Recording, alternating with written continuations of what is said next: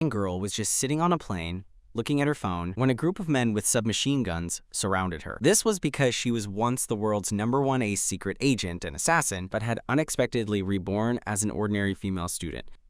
Not only were her parents poor farmers, but she was also constantly enduring bullying from her classmates at school. Even the homeroom teacher, Nun Extinction, was cursing.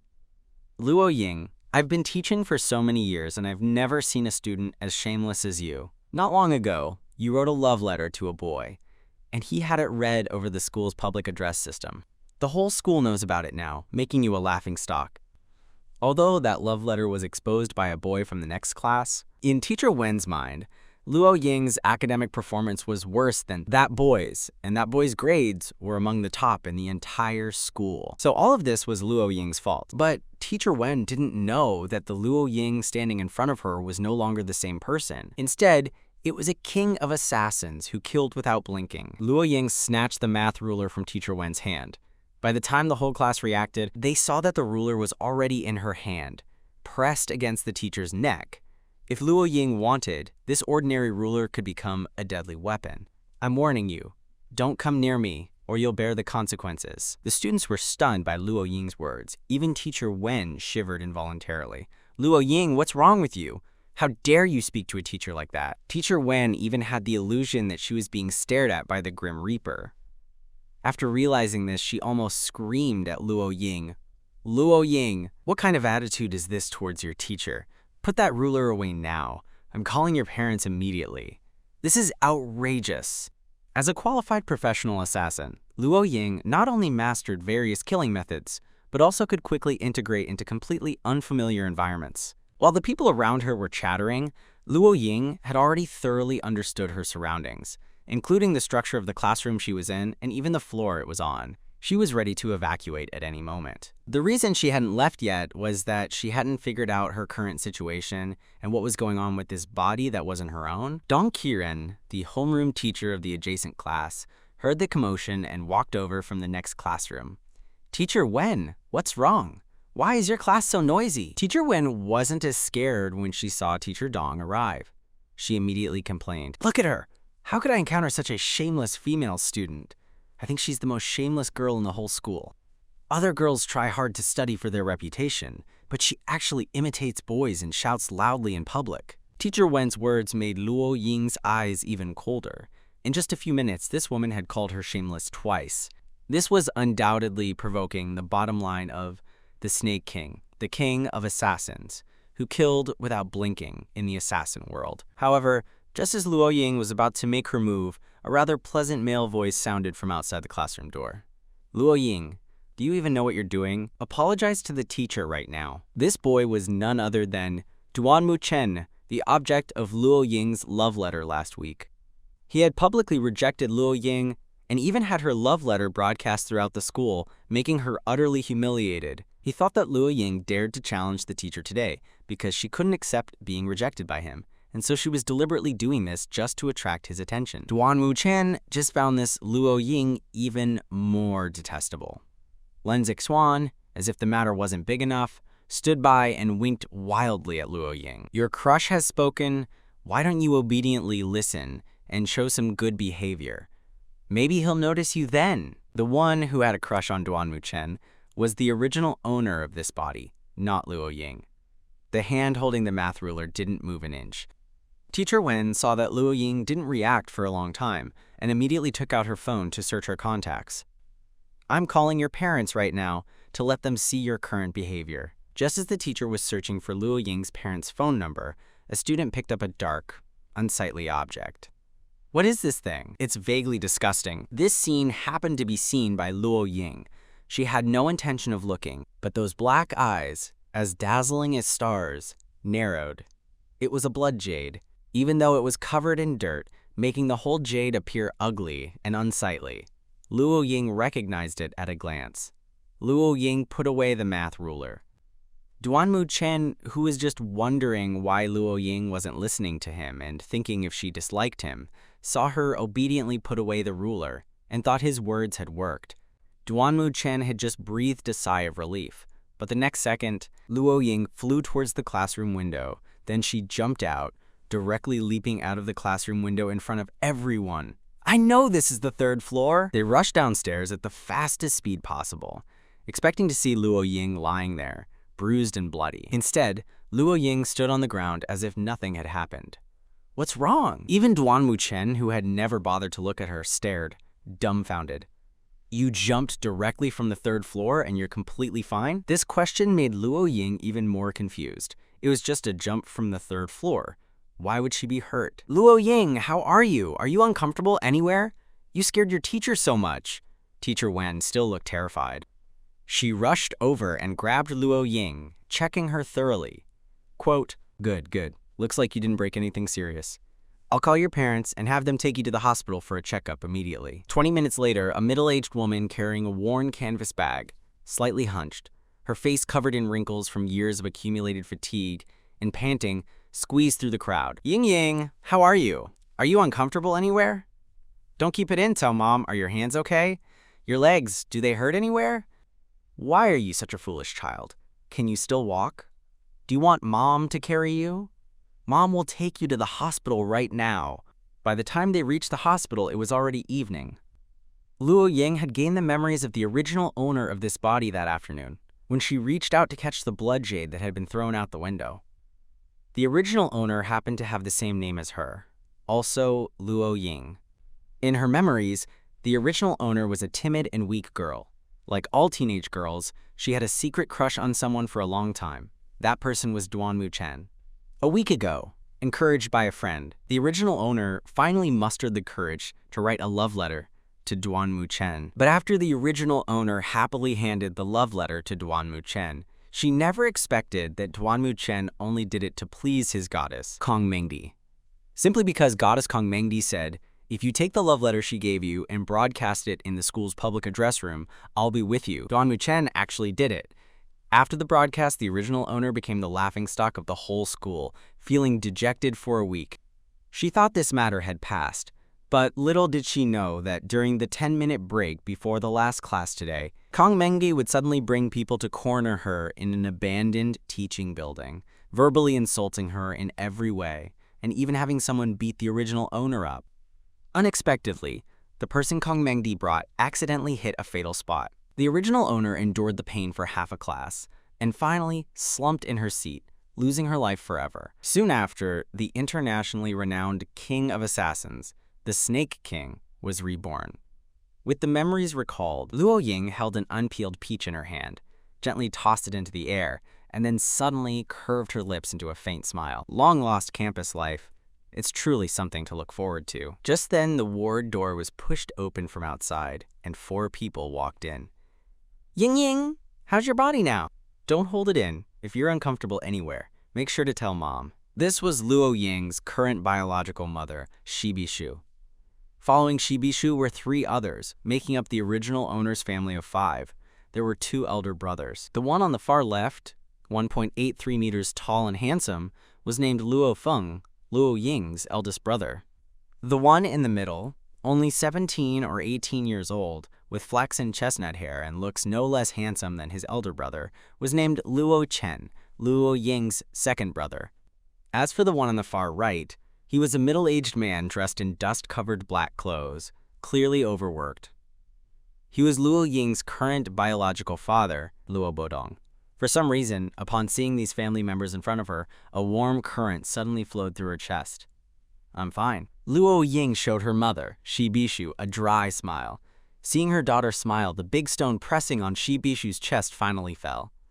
You child, don't be so reckless next time.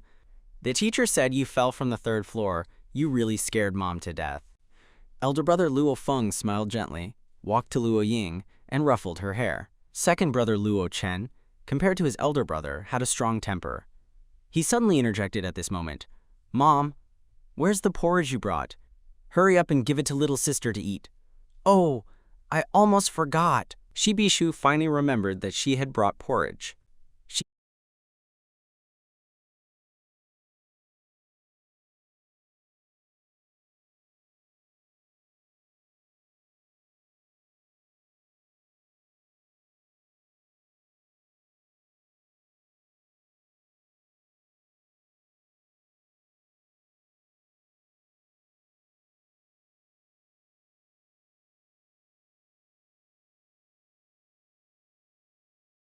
He busily took out the stainless steel insulated lunchbox, placed it on the bedside table, and dished out the warm porridge, handing it to Luo Ying. Slowly, slowly. Be careful, it's hot. Which is patient bed number 41,103, Luo Ying's family. Please come to the nurse's station front desk to pay the hospitalization fee. Just then, a female nurse's voice sounded from outside the door. Luo Ying saw Shi Bishu busy putting the porridge down, admonishing her. Be careful, it's hot. Blow on it before you eat. Mom and your dad are going to pay the hospitalization fee. We'll be back soon. As soon as the couple left, it cleared up space for Luo Feng and Luo Chen. Luo Chen walked smilingly to Luo Ying, patted his bulging pants pocket. Little sister, guess what delicious food your second brother brought you? It's your favorite thing. Come on, guess. However, Luo Ying wasn't interested in food at all. She looked up at Luo Chen and directly asked, Do you have a phone? Luo Chen didn't react for a moment, but eldest brother Luo Feng was one step ahead, handing over his phone. Little sister, what are you doing?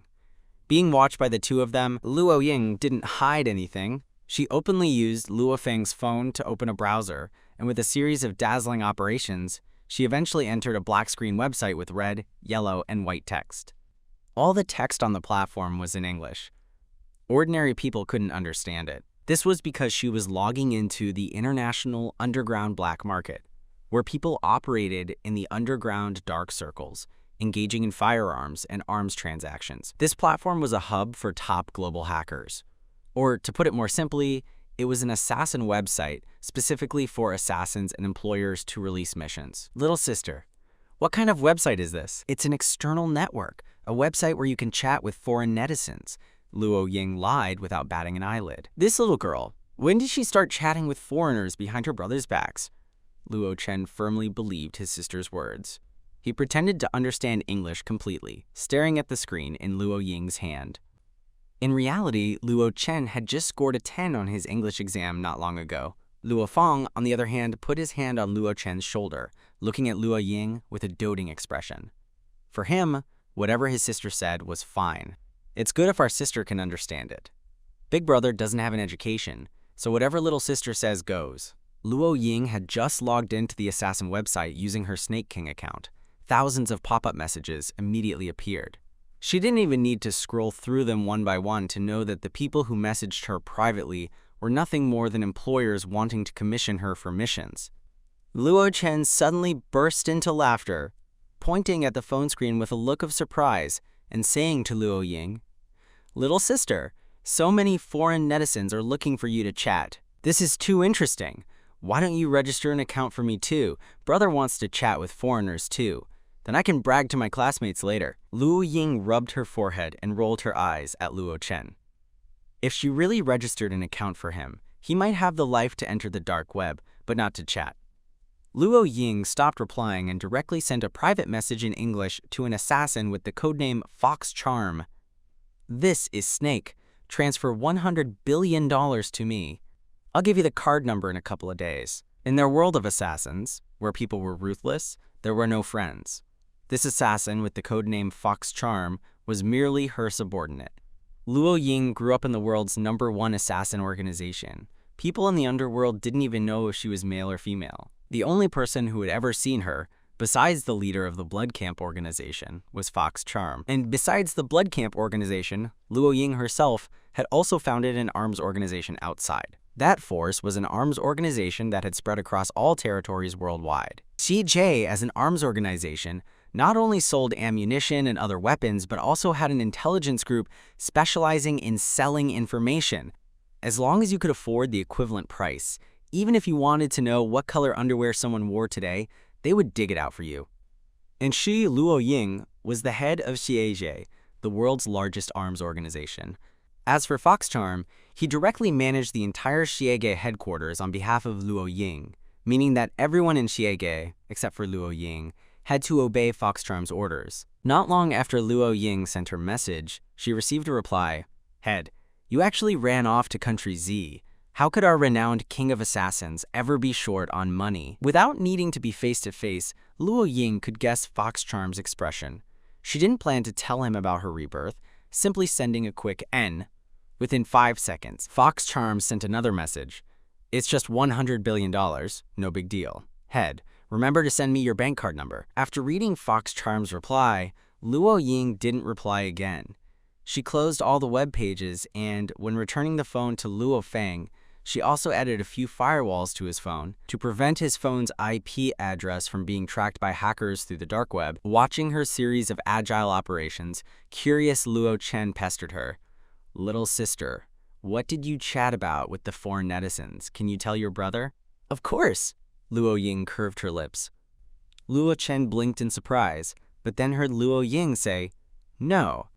Luo Feng was different from the carefree Luo Chen. He knew his sister Luo Ying's academic performance best. In the past, his sister would at most surf the internet or chat with friends on her phone. But today, someone whose English level couldn't even pass the qualifying line actually logged onto a foreign website and chatted with foreigners. What was going on with his sister today? How could she seem like a completely different person after just one day? The next day, Saturday, Luo Ying was discharged from the hospital, accompanied by Luo Chen. Luo Feng had gone to work early that morning. Shi Bishu and Luo Guodong were also approaching their work hours, so Luo Chen was sent to pick her up. The two walked towards home, staying in the shade to avoid the sun. Little sister, brother, remembers you said last time you wanted to eat steak from that newly opened steakhouse nearby, right? My pocket money is enough now. Brother will take you to eat. The one who wanted to eat steak was the original owner. Luo Ying only knew through the original owner's memories that her second brother, in order for her to eat steak, would eat 2 large steamed buns for breakfast every day before school, painstakingly saving money from his own meals. Hearing Luo Chen's words, Luo Ying felt a mix of indescribable emotions. Was this what it felt like to have a brother's affection? Little sister, we're home! Luo Chen, walking ahead, suddenly spoke, pointing to an old house not far away. Following the direction Luo Chen pointed, Luo Ying looked up and saw that instead of the imagined simple but warm home, a group of people were standing around the dining table in the living room. A group of thugs, dressed like ruffians, surrounded a man with a blue dragon tattoo. The tattooed man sat on a chair, legs crossed like a landlord, as if this was his territory. Shi Bishu stood by, pleading softly, "Please, give us a few more days. Once we have money, we'll immediately restart the company and return the money to you." The tattooed man slapped the table and yelled, "Biffed! Restart the company, old woman? Aren't you just short of declaring bankruptcy? Your Airbus company isn't worth a damn! Return the money today, or we'll grab your son and daughter and sell them." Luo Guodong was still at work. It wasn't quitting time yet. Only Shi Bishu was home alone. Shi Bishu instantly panicked when she heard these thugs wanted to lay hands on her children. "It has nothing to do with the children. We'll mortgage the company to you, just don't touch the children." Shi Bishu didn't see Luo Ying and Luo Chen, who were already standing not far from home. For the sake of her children, she begged bitterly. "How much is your Airbus company worth? Mortgaging it to us? Who'd want that trash?" Luo Chen saw such a scene and felt his chest burn, a feeling of anger welling up. He strode towards the front door with the responsibility a man should have. "Let go of my mom. My parents aren't the ones who borrowed your money, so why should our family pay the debt?" Shi Bishu never expected her son and daughter to return home at such a dangerous time. She rushed forward in fright, grabbing the tattooed man's leg tightly, preventing him from going after the children. "Chen Chen! Ying Ying! Don't mind Mom! Run! You two, run!" A few months ago, their father, Luo Guodong, had partnered with a friend he'd known since childhood to set up a small company and invested all his savings of the past years. As a result, the small company hadn't even further developed before Luo Guodong's friend ran away with all the company's money, taking his wife and son with him. Before fleeing, he had also borrowed a large sum of money from thugs in the black market. Because the company had no funds, it was forced to declare bankruptcy. Now, these thugs couldn't find his friend, so they turned their attention to Luo Guodong's family, because the friend had borrowed money from the thugs in the company's name. This led to the scene just now. Luo Chen, however, firmly said that he was a man and would absolutely not abandon his mother and run away. The tattooed man with a blue dragon on his arm, named Wang Jianqiang, was the leader of this group. He sneered coldly, then waved his hand. "Grab him for me!" A group of thugs surrounded Luo Chen. Although Luo Chen was good at fighting, he was ultimately outnumbered and quickly caught. Wang Jianqiang kicked Shi Bishu away and came before Luo Chen, grabbing his chin. "You brat, you're pretty tough, huh? Struggling so much? Then I'll just chop off one of your hands first, then you'll behave, right? Hold him down for me," Wang Jianqiang said, about to make his move. Unfortunately, before he could make his next move, a pleasant girlish voice sounded beside his ear. "Chopping off a hand directly is so boring." Hearing this, Wang Jianqiang and the thugs turned in surprise, only to see a girl dressed in ordinary casual clothes, with a plain ponytail, walking towards them. If they remembered correctly, wasn't this girl also the Luo family's daughter? Her brother was about to have his hand chopped off, and instead of crying or making a fuss, she was actually helping them speak? What was going on?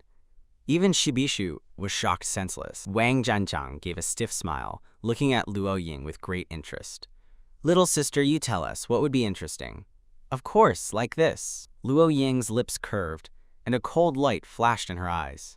In an instant, Luo Ying, who had been some distance away, turned and arrived in front of Wang Jianqiang with a speed that the human eye could not even capture. Wang Jianqiang's body stiffened for no reason, but in that moment, before he could even react, Luo Ying had already stepped on his back, kicking him to the ground. In her hand, a gleaming kitchen knife appeared out of nowhere.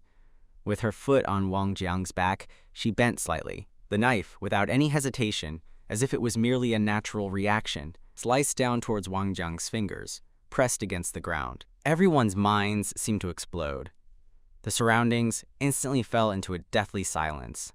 But looking at Luo Ying, her hand that brought down the knife was so practiced and natural, as if she had done such terrifying things tens of thousands of times. Luo Ying actually publicly chopped off 3 of Wang Jiang's fingers, and then, as if nothing had happened, continued to answer Wang Jiang's earlier question.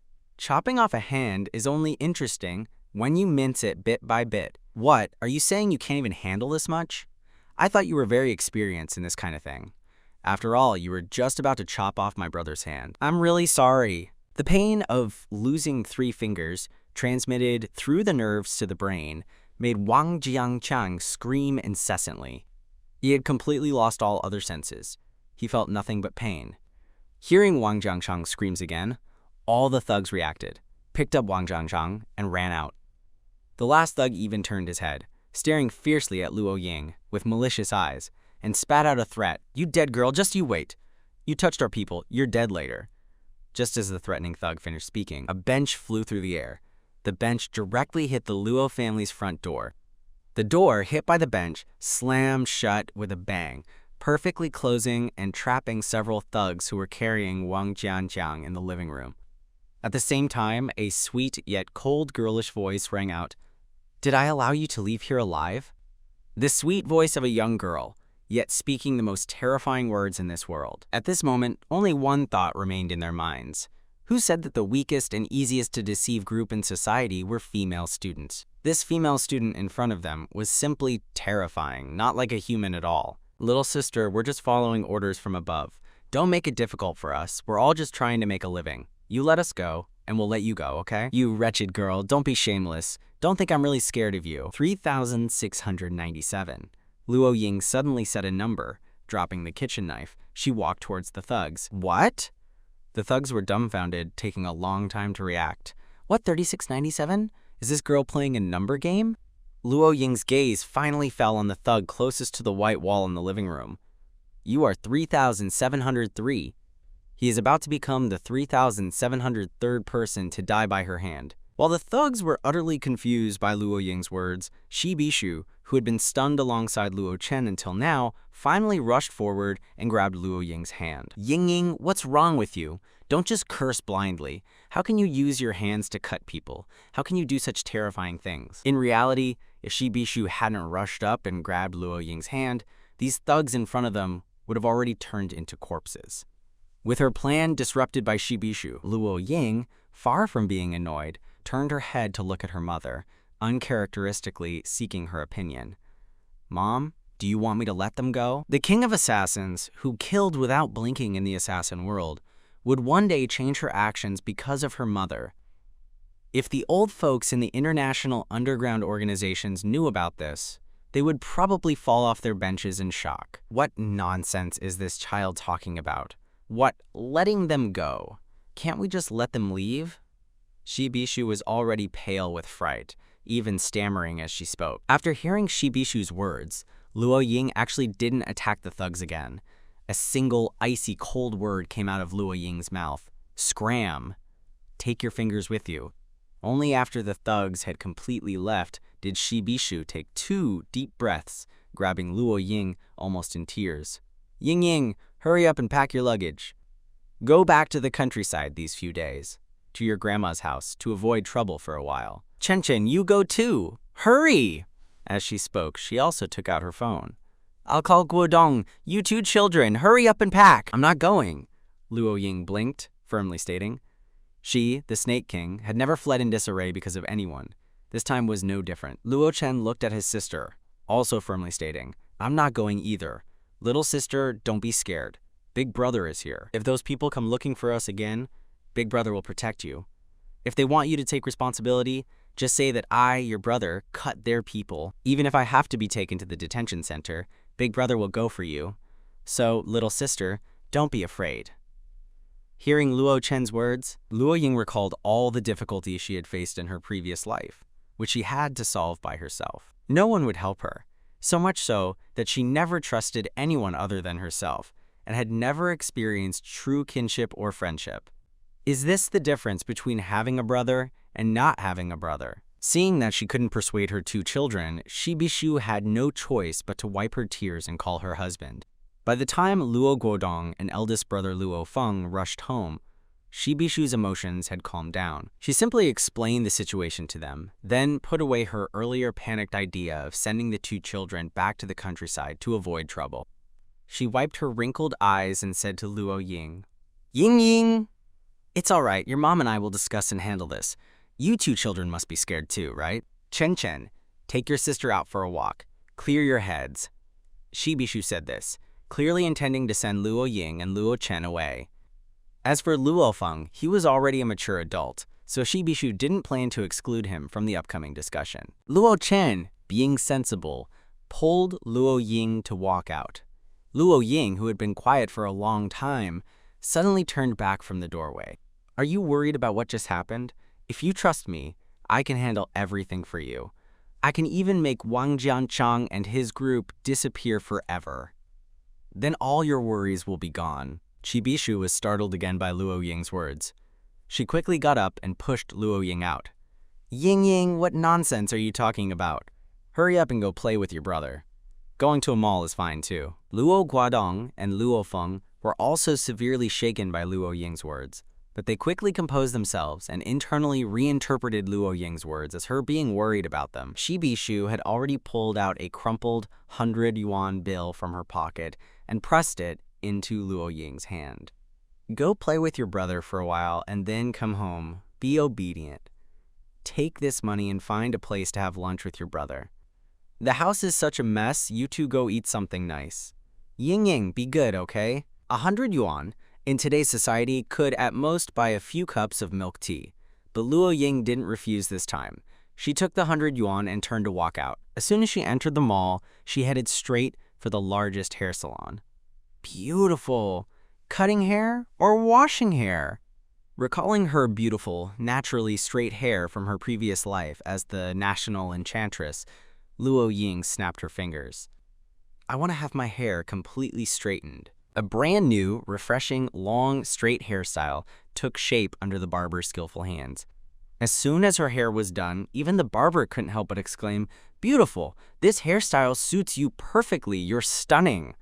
In her previous life, Luo Ying had heard compliments about her beauty more than anything else, so she wouldn't react like an ordinary girl who would blush and be unable to look up when hearing such words unexpectedly. Thank you, you did a great job. After paying and leaving the salon, she saw Luo Chen waiting by the door. The first time Luo Chen saw Luo Ying with her new look, his usually dull eyes widened. Little sister, with this hairstyle and your current aura, you're like a completely different person. I knew it. You should have changed your look earlier. Your previous one was too drab. Just then, among a group of teenagers they passed, one of them suddenly called out in an astonished tone, "Luo Ying!" Hearing someone call her name, Luo Ying lazily turned her head, arms crossed. She saw a familiar face among the group, Duan Mu Chen. More precisely, there was also the culprit who had killed the original owner, Duanmu Chen's goddess, Kong Mengdi. Duanmu Chen had seen Luo Ying when he passed her just now. At first, he just thought she was pretty and took a few extra glances, feeling inexplicably familiar. As he was about to walk past, he suddenly realized it was Luo Ying, who had staged the jumping incident just a few days ago. Duanmu Chen's eyes were fixed on Luo Ying, and he was momentarily stunned. A boy standing to Duanmu Chen's left, looking still shaken, said to Luo Ying, "Are you really that Luo Ying?" Luo Ying's brow furrowed slightly at the question. This was the mess the original owner had left for her. Originally, she had no intention of bothering with such trivial matters, but considering that the original owner had given her this body, then she would just deal with some social trash for her. "If I'm not, then are you?" This seductive movement, coupled with a charming smile, made Duanmu Chen and the surrounding boys stare with wide eyes, completely captivated. So beautiful, like a little enchantress. What was wrong with Luo Ying today? Not only had she become so beautiful, but the seductive expressions she made with every gesture were also so natural that she directly outshone even Kong Mengdi. How could Kong Mengdi tolerate such humiliation? In her mind, wherever she was, other girls had to be mere background. Moreover, the person who outshone her was Luo Ying, this useless nobody she had never taken seriously. "What are you trash doing here?" Kong Mengdi said in a saccharine voice. Before Luo Ying could reply, Kong Mengdi feigned surprise and continued, "Oh my goodness, you're not here to find Chen, are you? Last Friday, my girlfriends and I were discussing coming to Heixing to shop with Chen today. When I saw you, I invited you right then, but you said you weren't coming. I didn't expect you to come today after all." If everyone was merely suspicious before, Kong Mengdi's words now almost confirmed it. Luo Ying was deliberately staking out to find Duanmu Chen today. As Kong Mengdi looked at Luo Ying with a smug expression, Luo Ying's words suddenly made everyone speechless. Is this mall opened by his family? She was naturally referring to Duanmu Chen. Everyone was shocked. Duanmu Chen also suddenly froze, wondering why Luo Ying would suddenly say that. "No, it's not." Mengdi glanced at Duanmu Chen, then replied softly to Luo Ying, revealing a meaningful smile, and then spoke coldly. "Since it's not, what am I doing here? What does it have to do with you? I'm here to find him? I'd rather go to the zoo to see a gorilla. That would be more pleasing to my eyes." "Classmate, that kind of joke isn't funny at all." Everyone gasped in shock.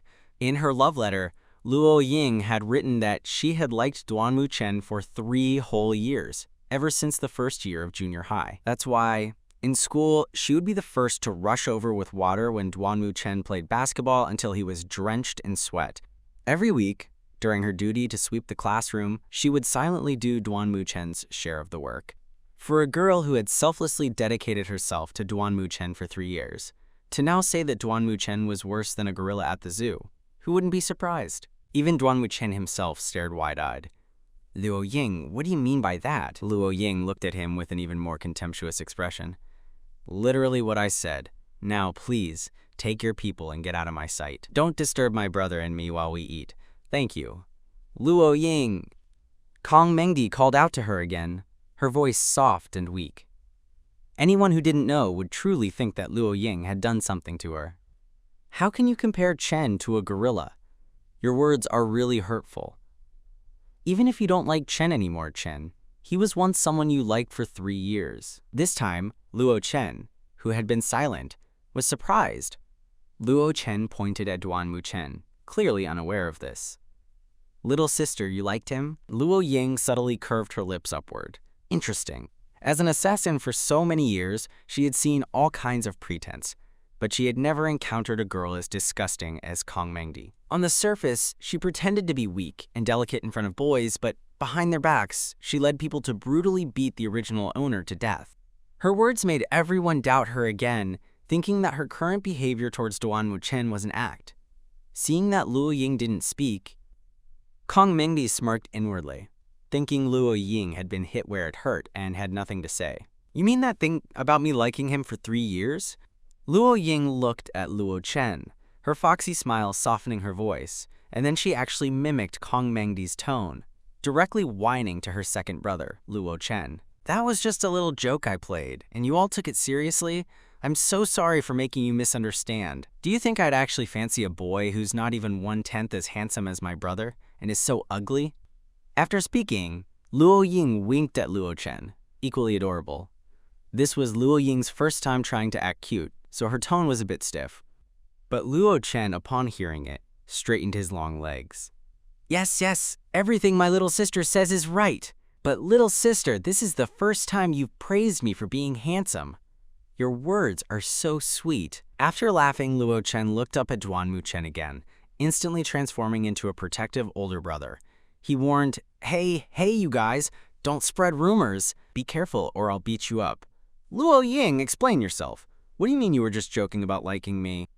Duanmu Chen said, his hand about to pat Luo Ying's shoulder from behind. However, just a second before Duanmu Chen's hand was about to touch her, Luo Ying, with her back to Duanmu Chen, suddenly raised her hand and instinctively swept it backward. In an instant, her figure, like an agile venomous snake, turned into an afterimage and appeared behind Duanmu Chen. The next moment, with just one move, she could easily send Duanmu Chen to the underworld. But to avoid causing trouble for her family, she could only dislocate Duanmu Chen's arm as a lesson. No one expected that Duanmu Chen, a master of Taekwondo with a 5th-degree black belt, would be beaten without any resistance by a mere girl. At this moment, her brother Luo Chen finally recovered from his shock.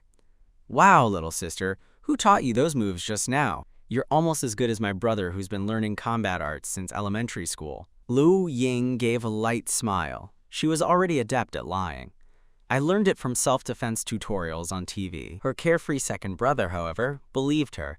Looks like you have my fighting talent, little sister.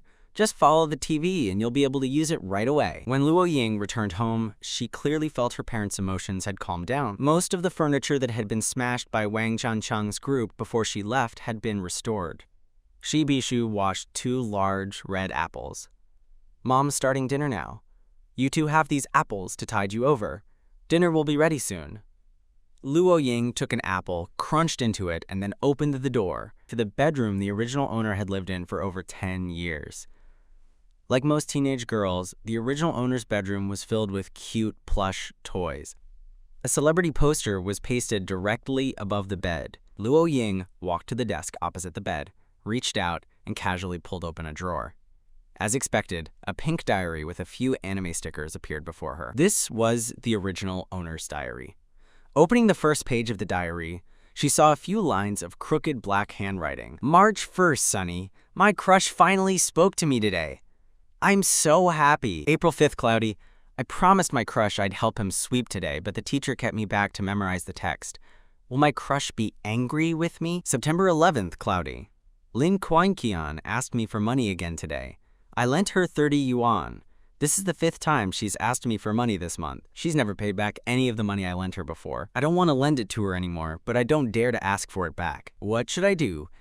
The diary mostly contained the original owner's boring and uninteresting daily life. Luo Ying flipped through several more pages until the very last one, where the emotional English caught Luo Ying's attention. September 15th. Wah, what should I do? What should I do? My crush took the love letter I wrote to him to the broadcasting club. Now the whole school has heard my love letter. How can I stay in school after this? Who will save me? Luo Ying closed the diary, and the look in her eyes turned slightly cold. She had thought that even if the original owner was weak, there had to be a limit. It wasn't until she read this diary that her eyes involuntarily turned icy cold to the extreme. Just then, Shi Bishu's shouts came from downstairs. Ying Ying, come down to eat! Closing the diary, Luo Ying walked downstairs. Perhaps the original owner had been bullied by everyone, but now the one controlling this body was her. She, the Snake King, had killed countless people in her life. Those who had bullied the original owner let them come. She would not let a single one of them go. In the following days, Luo Ying would run a few laps around the Black Spirit Stone every day before taking her school bag to school. This was because her current body strength was too weak. Last time, even lifting a boy weighing over 100 pounds required so much effort. In her previous life, lifting 300-pound objects was an easy task for her. Currently, the teacher hadn't arrived in the classroom yet. Most of the early students were chatting with their friends.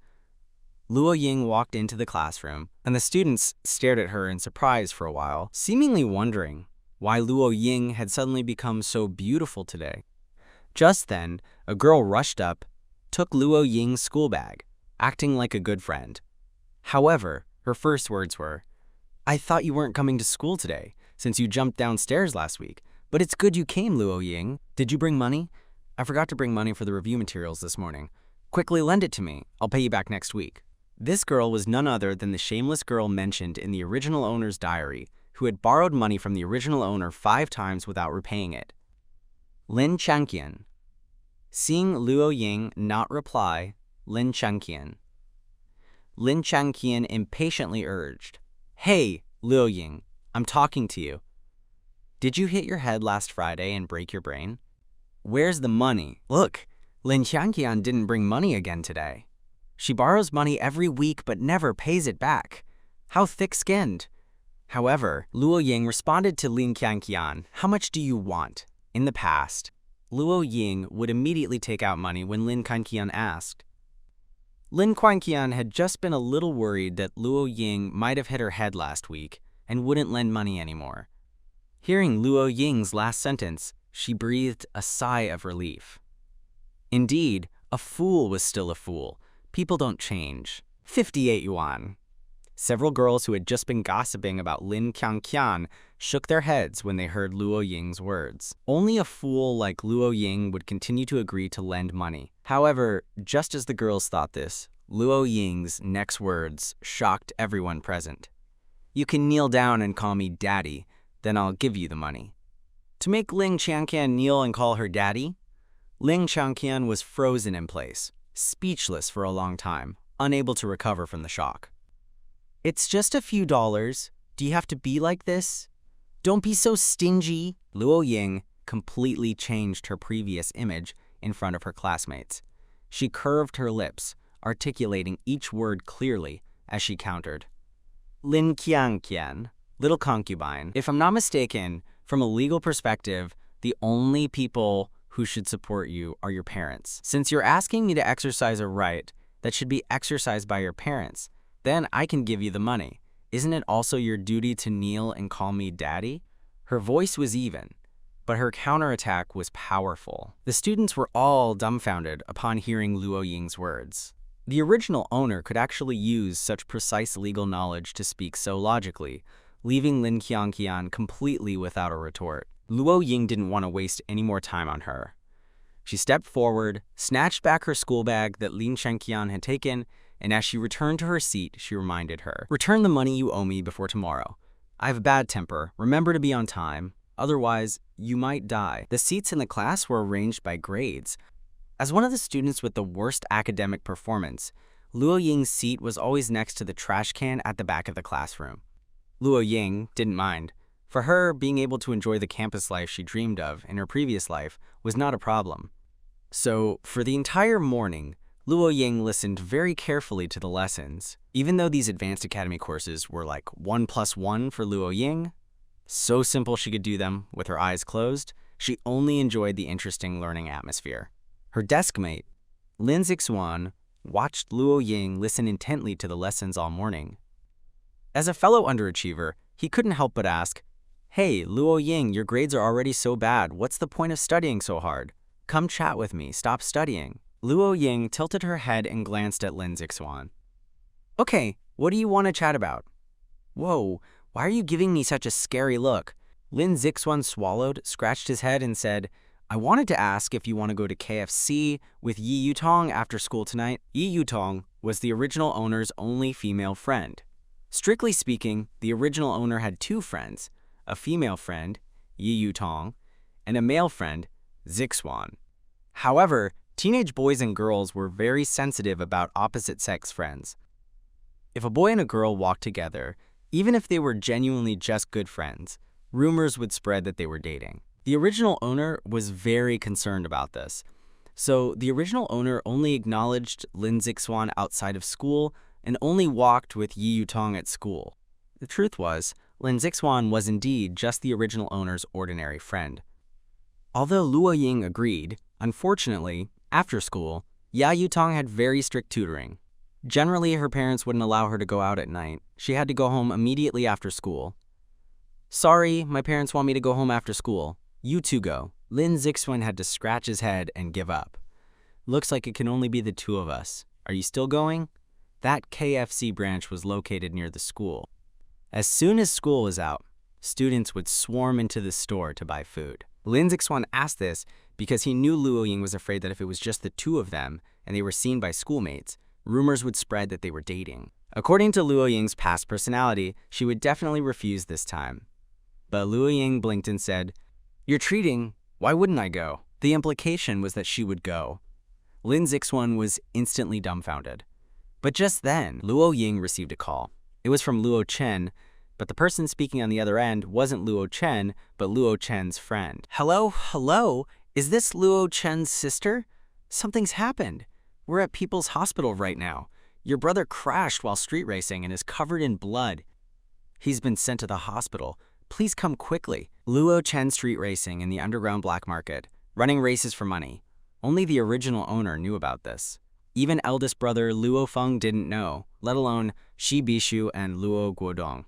Luo Ying also knew that tonight was the day Luo Chen would race against a racing expert invited from the provincial capital. Yesterday, Luo Chen had even boasted about it in front of her, saying that winning the championship would bring a 100,000 yuan reward. If he got that money, their family's life would be better.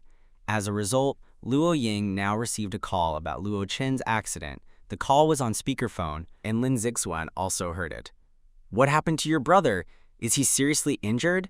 I'll drive you there right now." Lin Zixuan was scared and quickly moved.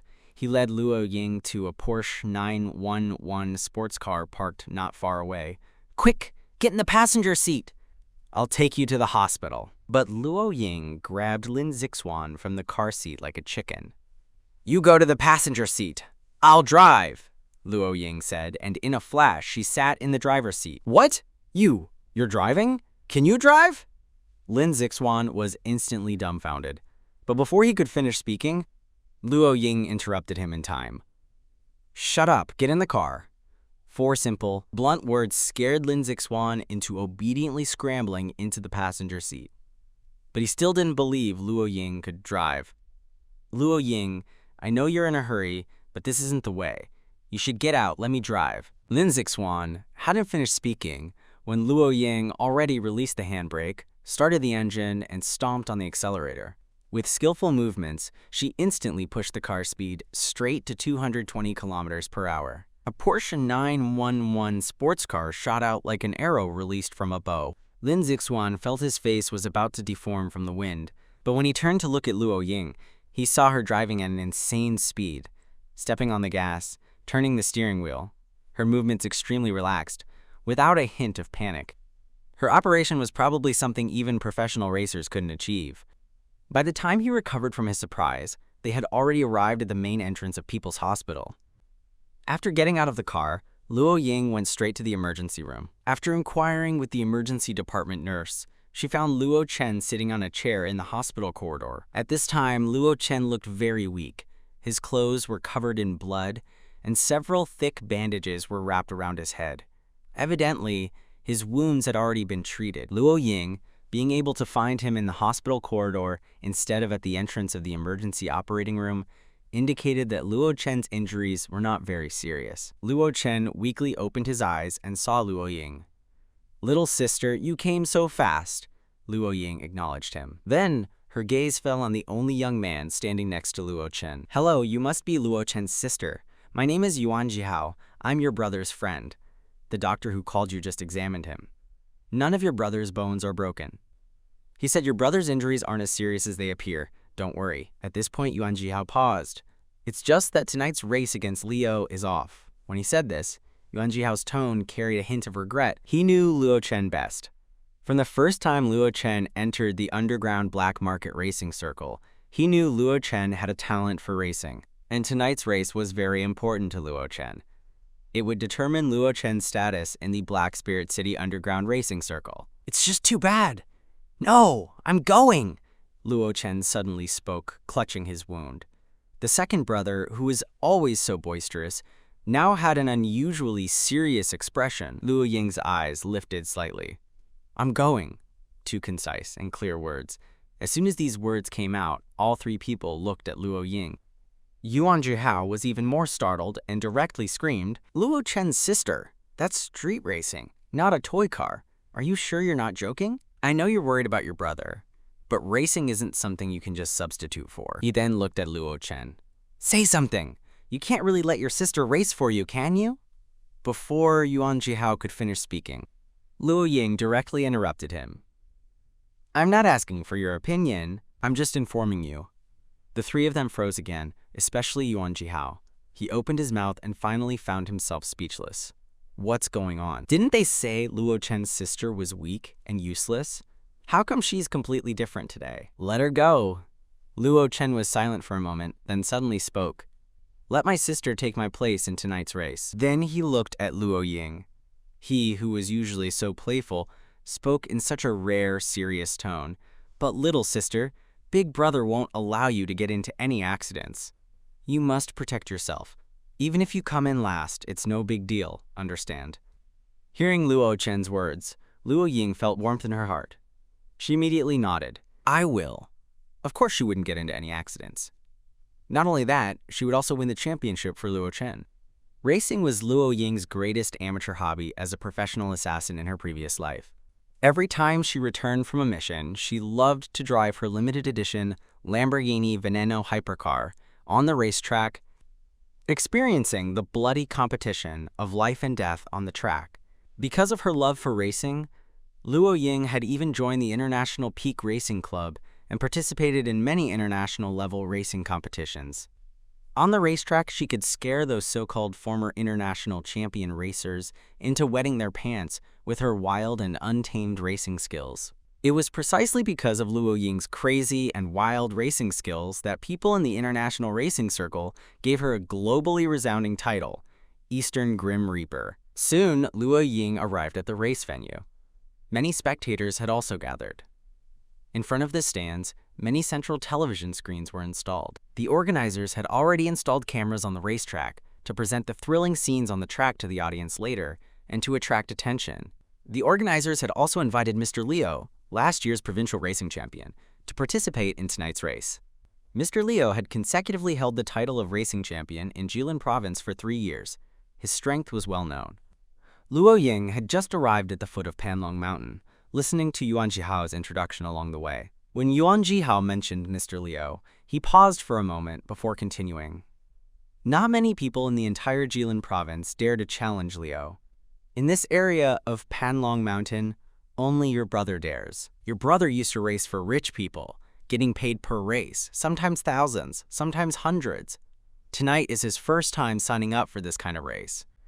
Originally, according to the rules, if your brother wins against Liu, he will receive a 100,000 RMB reward from the organizers. Recalling Luo Chen's instructions before they came, Yuan Jihao told Luo Ying, "Don't feel any psychological burden. Just drive casually. Even if you lose, by challenging Liu today, your brother's status in the racing circle will be solidified." In fact, Yuan Jihao thought Luo Ying would definitely lose, but he wouldn't be foolish enough to say it directly. A slight pause was met with Luo Ying's soft reply. "Time's almost up." Looking at her watch, Yuan Jihao pointed to a car shed ahead. "Let's go sign in first." The car shed was semi-enclosed. Only the racers about to compete and staff members could enter here.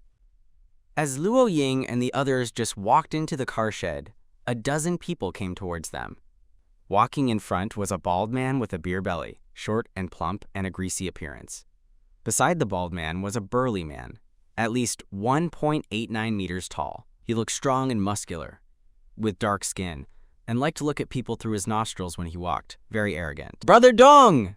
Yuan Jihao saw the bald man and went to greet him, clearly recognizing him.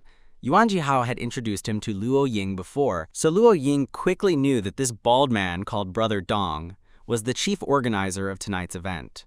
As for the burly man standing next to Brother Dong, he was the racer who had consecutively held the title of Jilin Province's racing champion for 3 years, Liu, and also the one Luo Ying would be racing against tonight. Brother Dong looked around, didn't see Luo Chen, and asked, "Where's that guy Luo Chen? It's almost time for the race. Where is he?"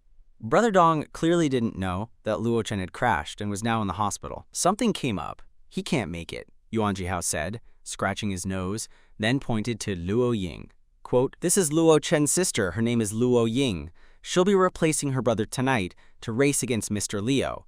At this, everyone standing around froze. Brother Dong, as the general manager, didn't react for a moment. Before he could speak, Leo immediately yelled, "What? You're making me race against her? Are you kidding me? A little girl like her racing against me? Has she ever touched a steering wheel? How dare she challenge me?" Everyone turned to look at Luo Ying and nodded, fully agreeing with Leo's words. As for Leo himself, he was clearly accustomed to his high position and didn't even give others a chance to speak. He looked at Luo Ying and feigned intimidation. "Little girl, Uncle tells you, if you're smart, turn around and leave now. Go home to your mommy. Otherwise, when you get on the track later, don't lose too badly." Although these words were unpleasant, they were also true. Luo Ying, however, did not do as they expected. Instead, she even met Leo's gaze, curled her lips into a fiery smile, and spoke in an extremely arrogant tone. "I'm returning that exact same sentence to you now. If you don't scram, you'll lose very badly later." At this, the entire scene was too shocked to speak. Only Lin Zixuan, who had been silent, symbolically scratched his head. He had personally experienced Luo Ying's driving skills not long ago. That wild racing technique, let alone a professional racer, could probably compete in international competitions. So when Luo Ying faced Leo, it was truly hard to say who would win or lose. Lin Zixuan had just heard 2 difficult gulps from his throat when a series of questions sounded in his ears. "Little girl, do you know who you're talking to? Who is Mr. Leo? Who are you? How dare you say you can win against Mr. Leo? How ridiculous!" Due to his rage, Leo's face flushed red. He pointed fiercely at Luo Ying, his tone venomous. "Kid, just you wait. You're finished for daring to talk to me like that." Hearing this, Luo Ying remained unhurried and calm. She merely curled her lips into a slight smile. "Then I'll be waiting to see." These words, to Yuan Jiao's ears, were no different from seeking death. Are you truly ignorant, or just pretending to be? If you provoke Leo, you'll never know when he'll destroy you. Luo Ying smiled again, a cold and chilling smile. It's not certain who will destroy whom. Seeing Luo Ying's reaction, Yuan Jiao opened his mouth, then shook his head and kept his words to himself. She wasn't his sister after all, and he was strictly limited in what he could do. He could only secretly hope that Leo, this important figure, wasn't someone who held grudges, otherwise Luo Ying would be finished. As a hobby for the new generation of young people, street racing not only sounded cool, but could also be a source of bragging rights, thus gaining much popularity among young people. Some boys who like to show off in front of girls naturally wouldn't miss such an opportunity. As a school idol-level figure in the second-tier academy, Duanmu Chen, of course, wouldn't miss it either.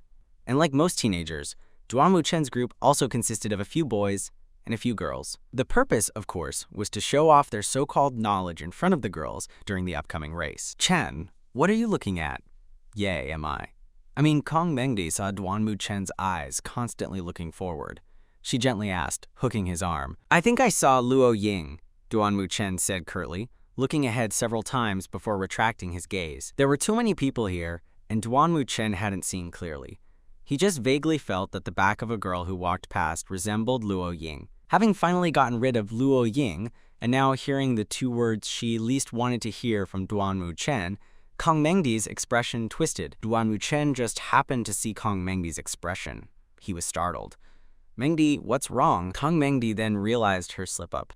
She immediately put on a sweet, goddess-like smile and said in a sugary voice, trying to divert Duanmu Chen's attention, "Chen, did you forget?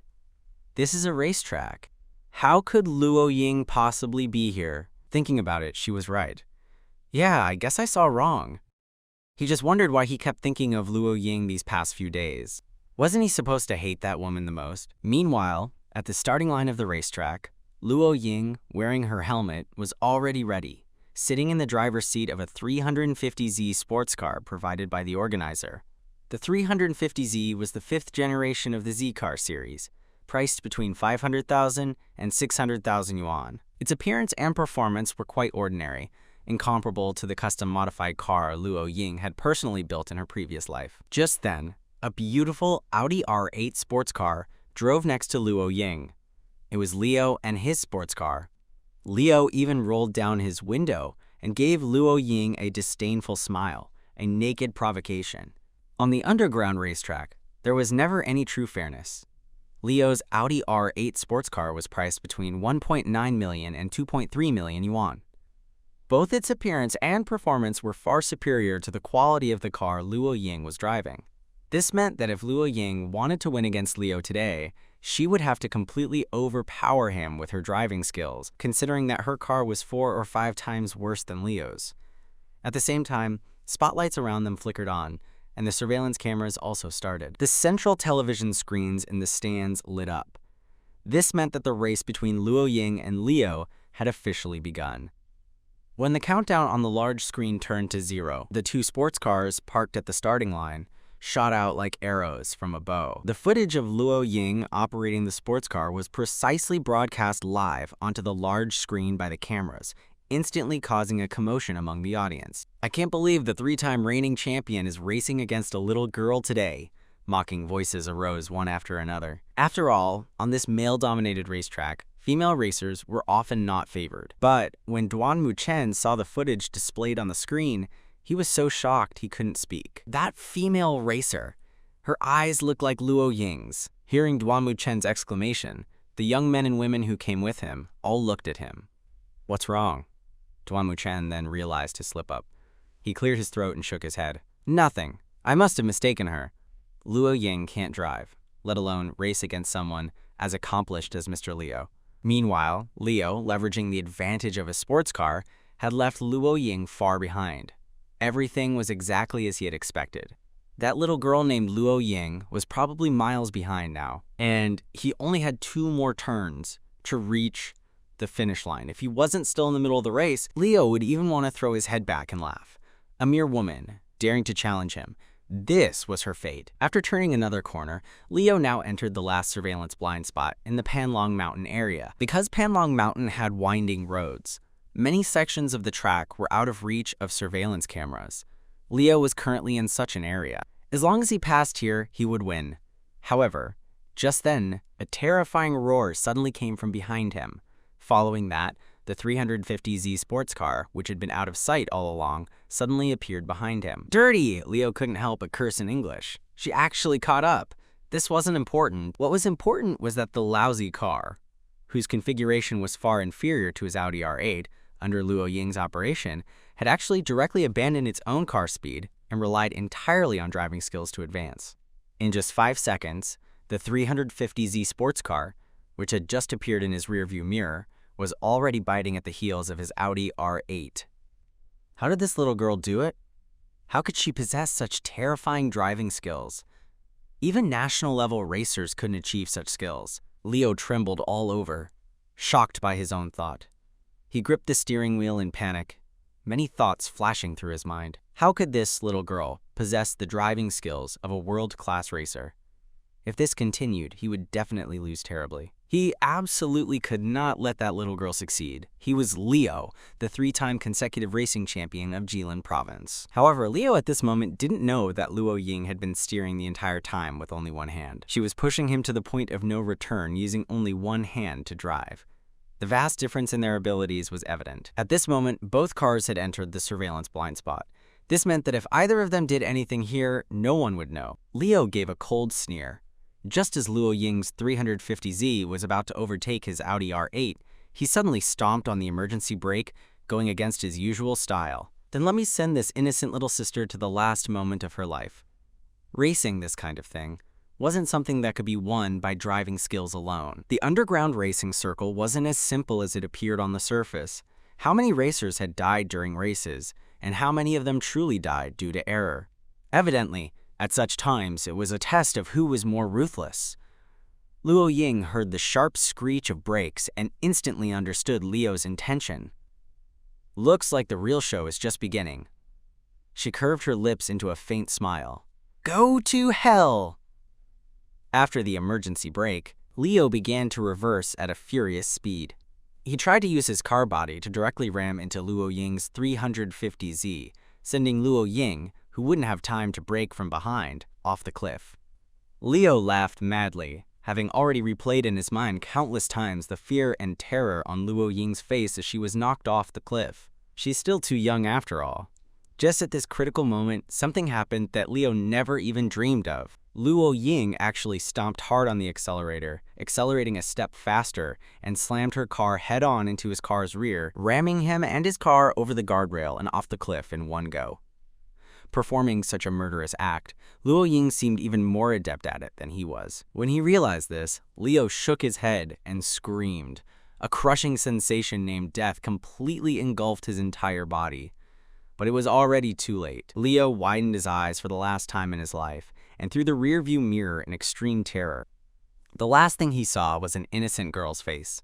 He saw Luo Ying take off her helmet and, with the most harmless smile, silently spoke the three most terrifying words in this world to him: farewell. After watching Leo fall off the cliff, Luo Ying put her helmet back on, started the engine, and slowly drove towards the finish line. Meanwhile, in the stands, when the two sports cars entered the final stretch of the surveillance blind spot one after another, the screens of several central television sets went black. People knew that this race had reached its final critical moment. The next scene was supposed to be the two sports cars reaching the final stage towards the finish line in front of the audience. But now everyone knew that when the two sports cars entered the last section of the surveillance blind spot, Mr. Leo had left that woman far behind. In this race, that woman had absolutely no chance of winning. I heard Mr. Leo was racing today, so I came to watch the race. But I didn't expect today's race to be so boring. Voices of mockery arose, one after another. They wanted to see a thrilling race with back-and-forth chases, not this kind of, let's go, no more watching, this boring race is worse than watching a football match at home kind of event. One after another, audience members stood up, ready to leave. Yuan Jihao could only silently shake his head helplessly, having no solution. At this moment, he and Lin Zixuan stood near the finish line. They stood with Brother Dong's group. Before, a staff member who had aggressively pressured Luo Ying yawned. Don't even talk about the audience being bored. I'm getting sleepy too. Yeah, but it's already impressive that the little girl could even drive a few laps, right? Liang Zhang, you shouldn't set your expectations too high. After all, she's still just a kid, ha ha ha. Their words sounded like they were defending Luo Ying. But in reality, every single word was filled with contempt and mockery. A dozen staff members burst into laughter, constantly ridiculing Luo Ying's overestimation of herself. Although Yuan Jihao also felt that Luo Ying was sure to lose, he still felt a bit annoyed hearing these people taunt Luo Ying in such a tone. But he was powerless to retort, as it all seemed to be true. Just then, look! Mr. Leo's car is here! Hearing this, everyone turned in unison and saw a high-speed sports car speeding into their line of sight from a distance. Because of the distance, Zhang Liang couldn't tell if the car belonged to Leo or Luo Ying. He just guessed wildly. When everyone could clearly see the model of the sports car, they all stood dumbfounded. The sports car that appeared before them was not Mr. Leo's Audi R8, but the 350Z driven by the girl named Luo Ying.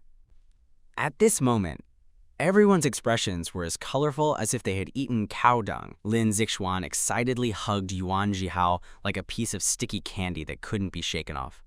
Luo Ying won! She won! She won! Did you see that? Yuan Jihao was clearly also stunned. Luo Chen's sister actually won against Leo. She actually won against the Jilin province racing champion. It was 15 seconds later when everyone recovered from their shock. Leo was, after all, the Jilin province champion racer. His reputation in the racing circle was not low. And now, a woman had appeared and surpassed Leo. When the gossip-hungry news reporters heard about this, they all rushed to Panlong Mountain. All the reporters wanted to rush to Luo Ying, make her take off her helmet, and see what kind of face was hidden beneath. Who knew that by the time they swarmed towards Panlong Mountain, Luo Ying had already descended the mountain. She naturally wouldn't foolishly wait for those reporters to interview her. She had finally achieved this ordinary yet interesting life, and she didn't want to become the center of attention again. So awesome, Luo Ying, you're truly awesome. All the way down the mountain,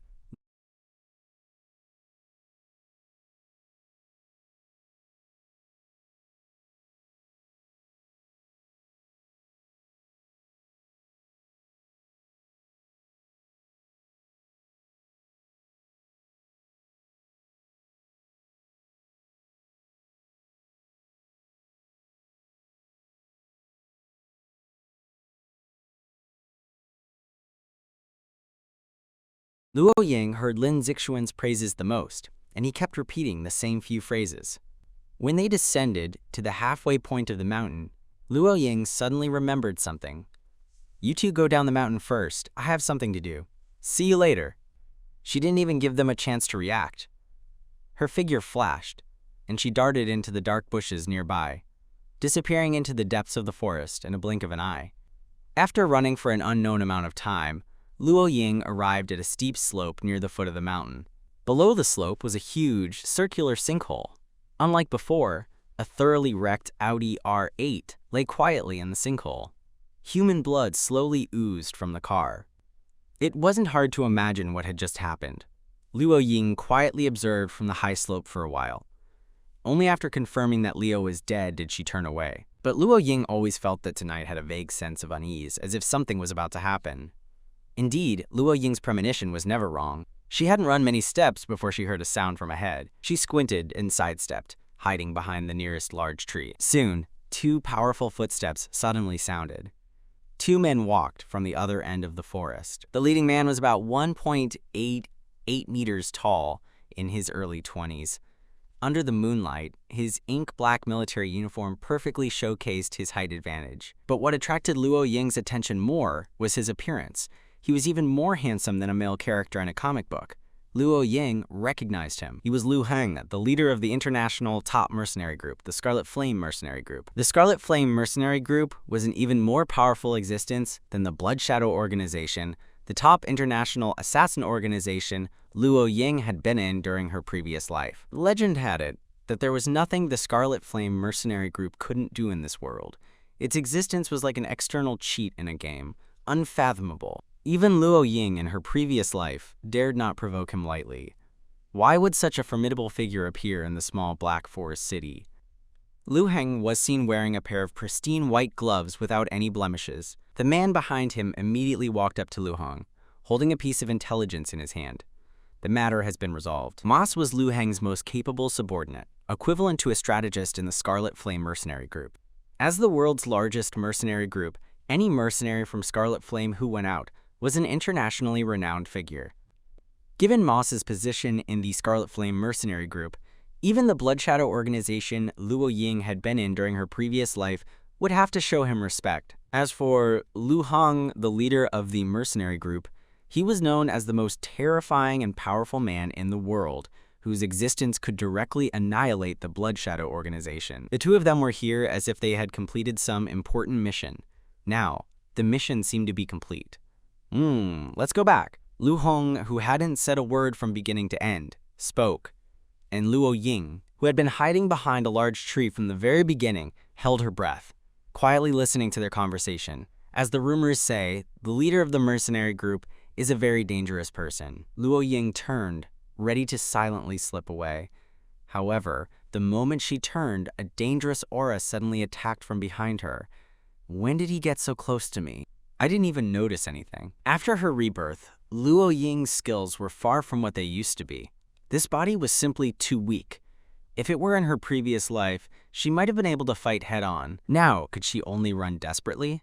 But just as Luo Ying turned, wanting to escape, Lu Heng was a step faster. With his long, slender fingers wearing pure white gloves, he grabbed her cheek and questioned her in a cold, sharp tone. "Who are you?" Because Lu Heng's grip on her cheek was too strong, Luo Ying's lips involuntarily pouted, forming an adorable, pouty face.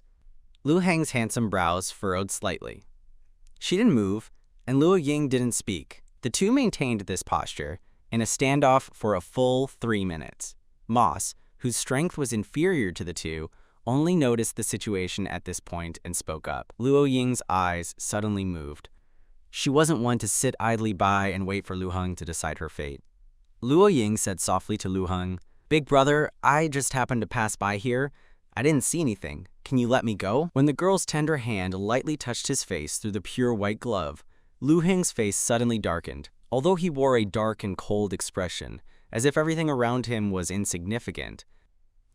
Only Lu Heng himself knew that when her hand lightly touched him through the glove, he had only one thought in his mind. So soft. Her face was so soft, and her hands were so soft. Luo Ying saw that Lu Heng didn't let go for a long time. A thought crossed her mind. Indeed, he's not that easy to fool. Just as Luo Ying blinked, pondering if she should consider other ways to escape, Lu Heng's hand on her cheek loosened. "Thank you, big brother. Big brother's women are truly kind." Ever since Luo Ying had whined to her second brother last time, she had become quite skilled at it. After saying this to Lu Heng, she completely ignored his increasingly dark face and quickly ran off before he could change his mind, disappearing without a trace in no time. Having witnessed everything that just happened, Moss pushed up his gold-rimmed glasses, his mind completely overwhelmed by shock. Did I just see that correctly? The leader actually touched a woman voluntarily, and not only did he not kill her, he even let her go. Having been by Lu Heng's side for so many years, Moss knew best that his leader, Lu Heng, had a severe obsession with cleanliness. Generally, he kept at least 3 meters away from women. Even when killing, he never allowed blood to splash on himself. Even though he always wore pristine white gloves, he absolutely refused to touch anyone, let alone a woman. Moss had once personally seen a woman in the group who forgot Lu Heng's phobia and simply stood within a meter of him. The next day, that woman's head was hung on the city wall. Just now, that girl had violated at least 2 of Lu Heng's major taboos, yet he did nothing and let her go. Is this a sign that it's going to rain blood? Luo Ying ran down the mountain quickly, still trying to grasp why Lu Heng had let her go so readily. To others, perhaps her performance just now truly seemed like that of an innocent, harmless young girl. But to Lu Heng, he must have seen through her. Her calling him Big Brother was all an act. But why, if he saw through it, did he still let her leave? Just then, Luo Chen called Luo Ying, "Little sister, Jihao just called me. They're waiting for you at the Western Road intersection of Panlong Mountain. Go there right now, they'll take you home. Brother's waiting for you at the front door, we'll go in together later." Subsequently, Luo Ying walked towards the Western Road intersection her second brother mentioned, preparing to meet up with Yuan Jihao and the others. Duanmu Chen had his hands in his pockets. He was accompanying his girlfriend Kong Mengdi to buy malatang, but his face still showed discomfort. His mind was constantly on Luo Ying. Just as he walked out of the malatang shop, a stunning profile flashed before his eyes, followed by a tall, slender girl who appeared before him. Seeing the girl, the 2 words he had been thinking about were directly called out from Duanmu Chen's mouth. Luo Ying! Kong Mengdi and a few friends who had come to watch the race today were standing together. The group suddenly heard Luo Ying's name and turned around in fright, seeing Luo Ying walk past. She even heard her boyfriend, Duanmu Chen, happily speak to Luo Ying. "Luo Ying, why are you here? Did you also come to watch tonight's race?" Luo Ying paused, seeing Duanmu Chen and Kong Mengdi's group. But she didn't intend to acknowledge Duanmu Chen and the others. Before she could walk away, Kong Mengdi suddenly darted out and blocked her path. "Oh, Luo Ying, you're here too! Why didn't you say something when you came? We're classmates from the same school after all. And didn't you used to chase Chen?" The people who came with Duanmu Chen to watch the race today were all not students from the second-tier academy, so they naturally didn't know about the original owner and Duanmu Chen's past. Kong Mengdi suddenly said this to let them know that Luo Ying, this shameless woman, used to chase Duanmu Chen, but in the end, didn't Duanmu Chen end up with her Kong Mengdi? Indeed, these people looked at Luo Ying with strange eyes after hearing Kong Mengdi's words, as if they were looking at a prisoner from a defeated nation. Facing Kong Mengdi's provocation, Luo Ying didn't back down. "Of course, I also have to thank you. You made me realize that trash should be with the trash can." These words were practically a veiled insult, calling Kong Mengdi a trash can and Duanmu Chen trash.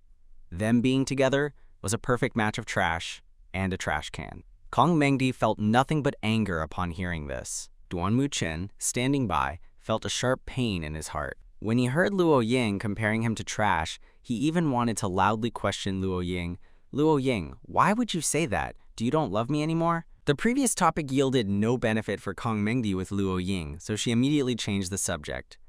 "Luo Ying, you also went to watch the race just now, right?" Recalling the dazzling race they had watched on Panlong Mountain, where she heard many boys boasting about how amazing that female racer was, Kong Mengdi almost didn't think twice.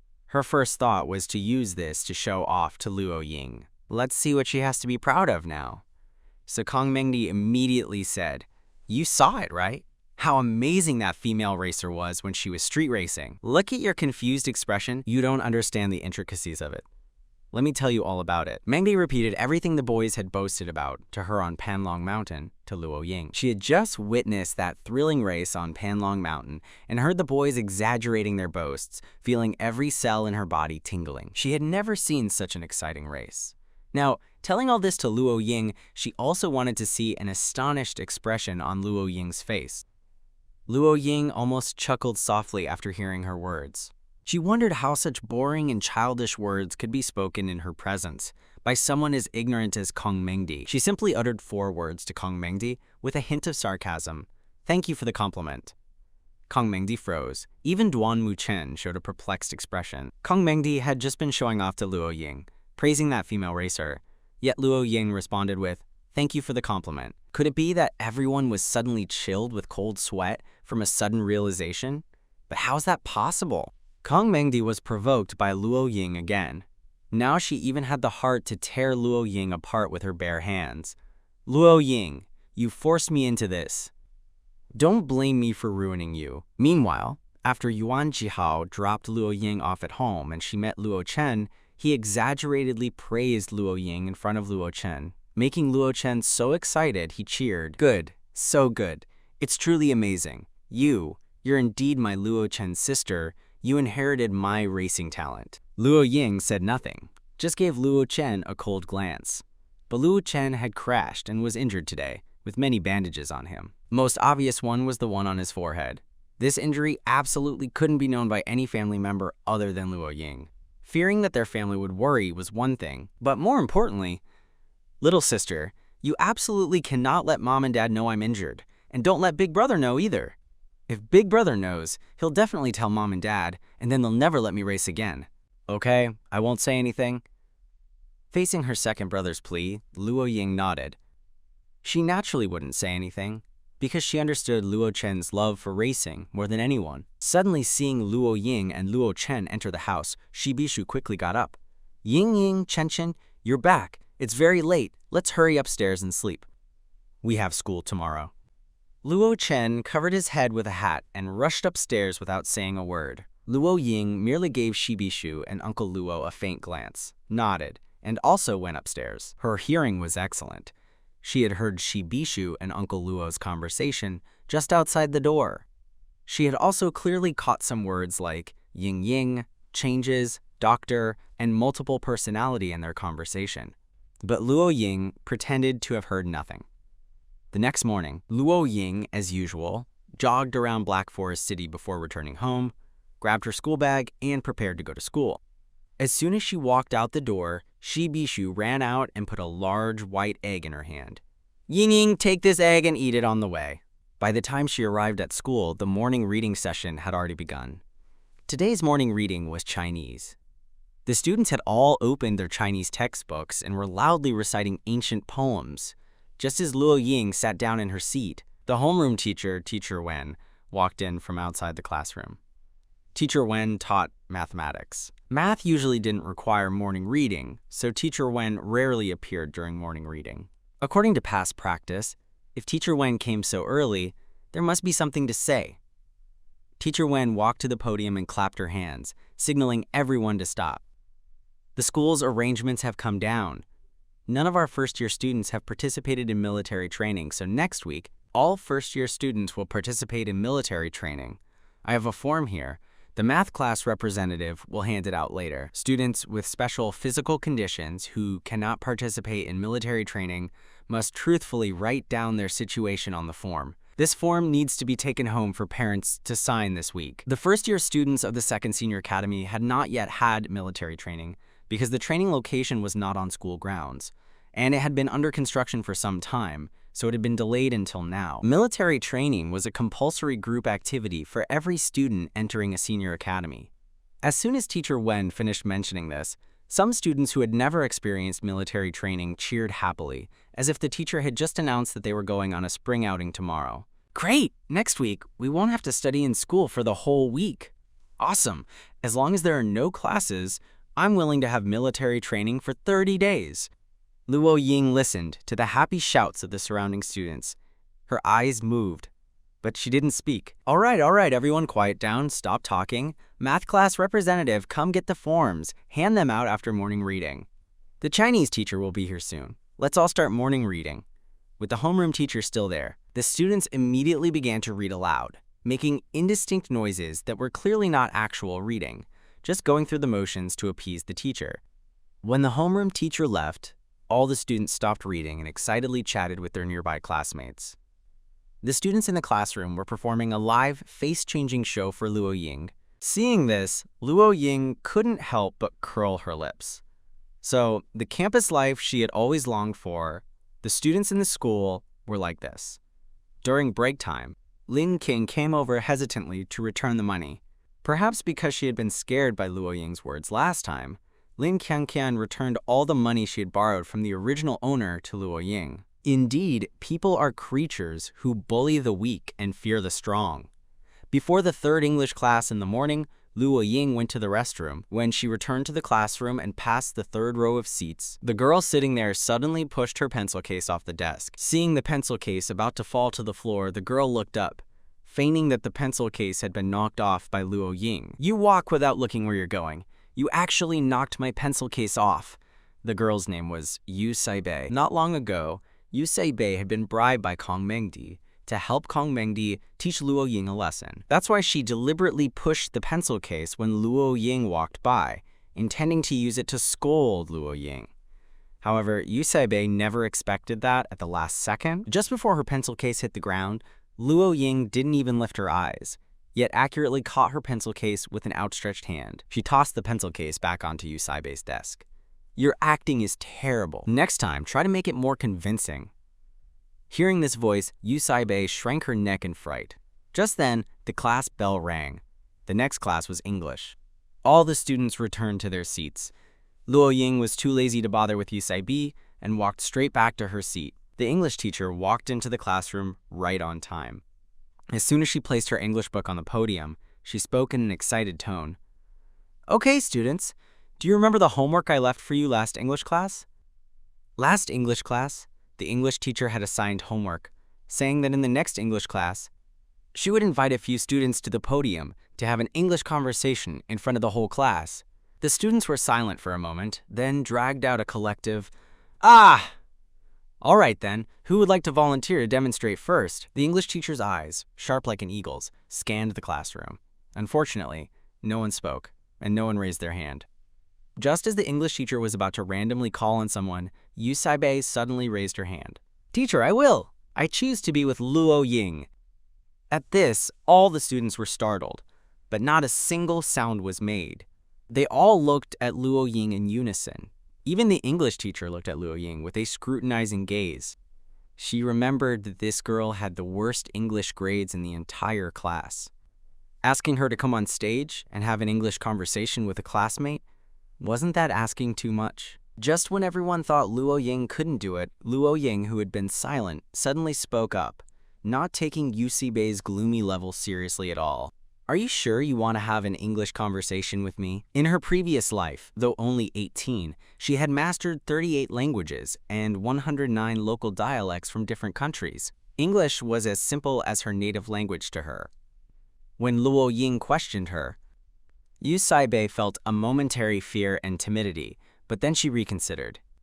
Luo Ying is still just the same Luo Ying as before, the worst student in the entire class, the rotten wood that the teacher said couldn't be carved. Thinking this, Yu Saibei raised her neck and gritted her teeth at Luo Ying. "Of course! Let's do it then!" Luo Ying slowly stood up under the gaze of all 45 classmates and one English teacher. She accepted Yu Saibei's English conversation challenge. The teacher moistened her dry lips, cleared her throat.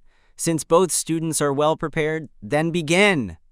Before they started, the teacher made a request.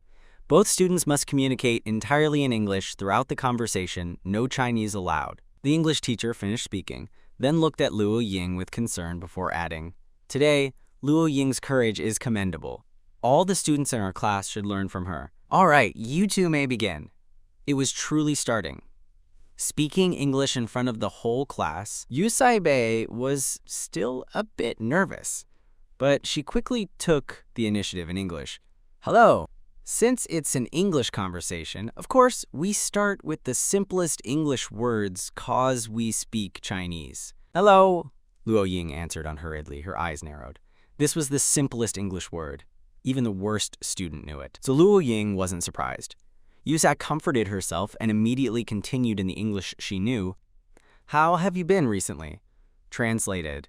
This meant the same. This is English, but they speak Chinese. Let's say they said, Ni zuijin zen meyang, or NYANY, ANY, ANYA. Whatever you choose is okay. Chinese is beautiful, and everyone should learn it. Am I wrong? P.S. I ended breaking the fourth wall. Yusai Bei had just recently learned. From a simple opening, it suddenly elevated to such a difficult level, Lu Ying probably wouldn't even understand it, right? Let's see how she answers this time. Yusai Bei secretly chuckled to herself, even imagining Luo Ying dumbfounded, unable to respond, looking like a simpleton. Just when Yusai Bei and all the students, including the English teacher, thought Luo Ying would definitely not be able to answer, Luo Ying, standing on the podium, lightly curled her lips into a smile. A series of English words, spoken with even more fluent pronunciation than the English teacher, effortlessly came out of her mouth. I have been living very well recently. If you hadn't appeared in front of me, it will be a very perfect ending. Translated, you know what this meant because the characters speak Chinese. If you hadn't appeared in front of me, it would have been a very perfect ending. At this, all the students were dumbfounded. Was that girl, who could suddenly answer Yusai Bei with such standard and fluent English, really Luo Ying, the worst student, whose grades were always last in the class? Luo Ying, it's a ghost! The voice was loud enough to immediately snap the startled English teacher back to reality. The English teacher's opinion was different from the students'. She had once conversed with foreigners in English, and fully realized that there was a significant difference between the English spoken by foreigners and by domestic English teachers. It was like a person from out of town learning a local dialect. Their pronunciation would inevitably be a bit strange. However, Luo Ying's English pronunciation just now was so authentic, no different from a native speaker. This discovery left the English teacher feeling an unprecedented shock. Oh. Yusai Bei's face, from the very beginning, looked as if she had been severely beaten, too bad to describe. She stammered, trying to bravely continue in English, but after speaking for a long time, she could only manage the English word you. More importantly, besides the first half of Luo Ying's English sentence, I have been living very well recently. She simply didn't understand what the rest of Luo Ying's English sentence meant.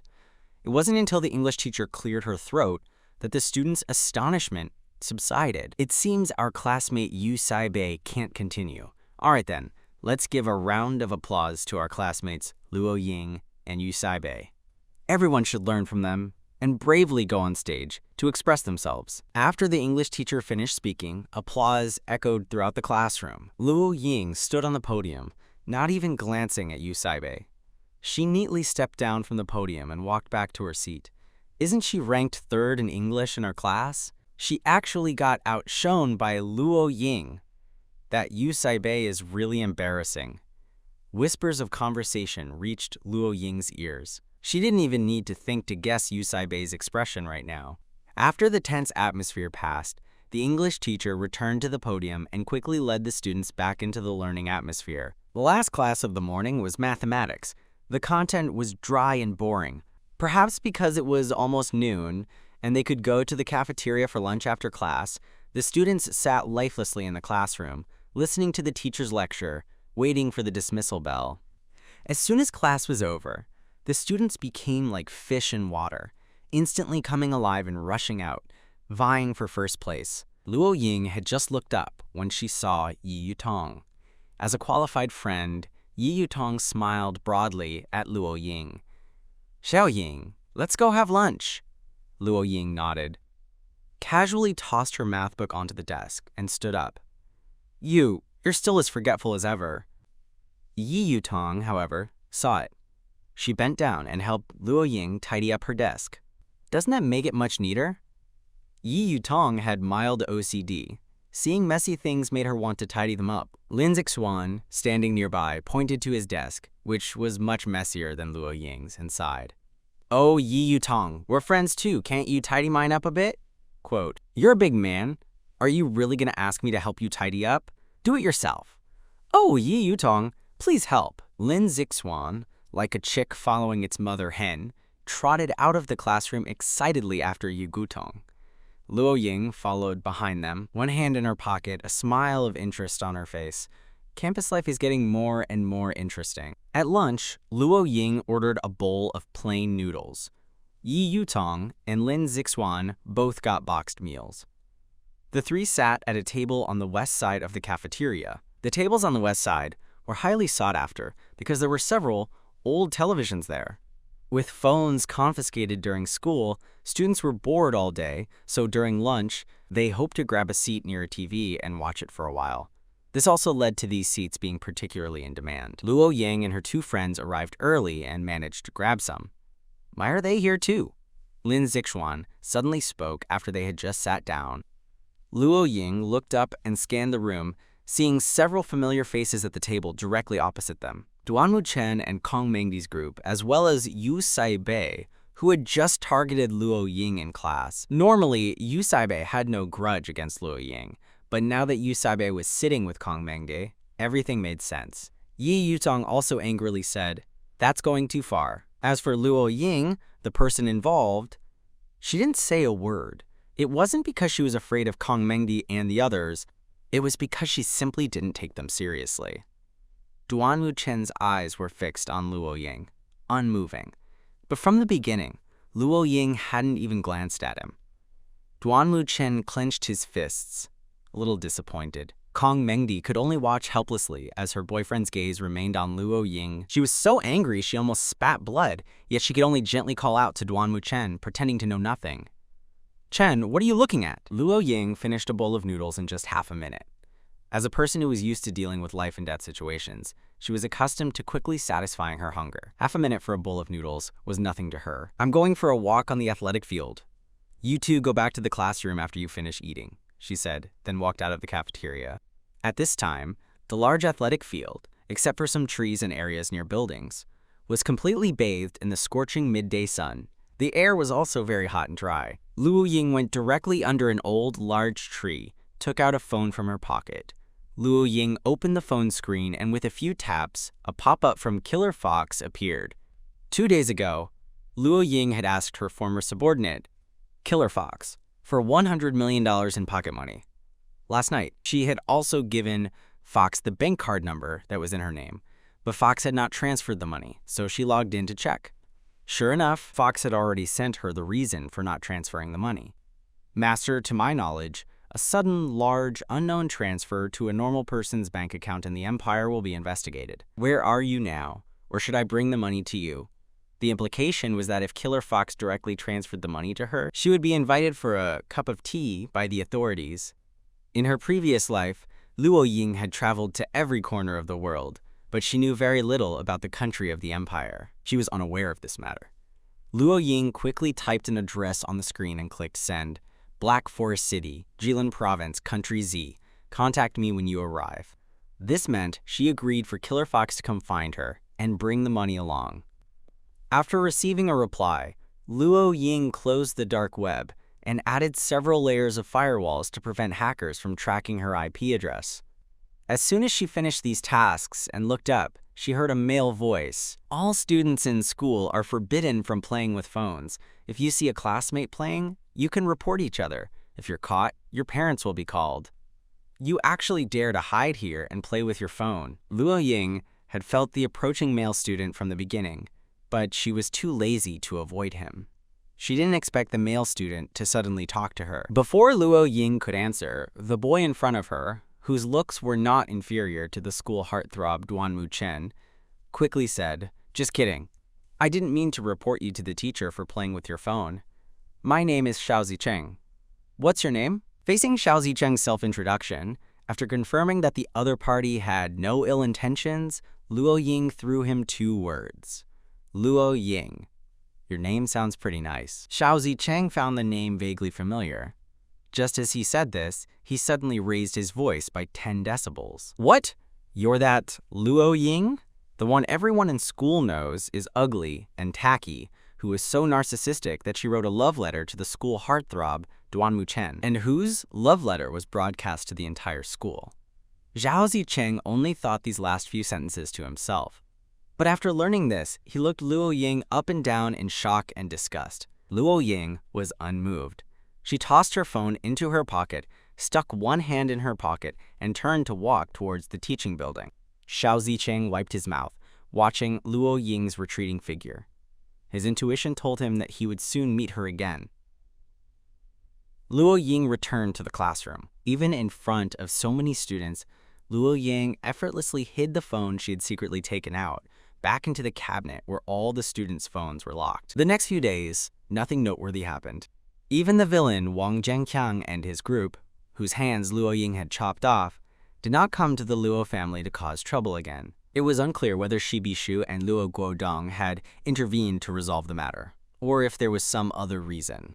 In the blink of an eye, the military training time for first-year students arrived. This time, the military training location was set in the National Defense Science and Technology Park in the outskirts of Black Forest City. The National Defense Science and Technology Park was a place where tourists could visit and play. It displayed many imitation firearms, imitation tanks, and high-tech exhibition items.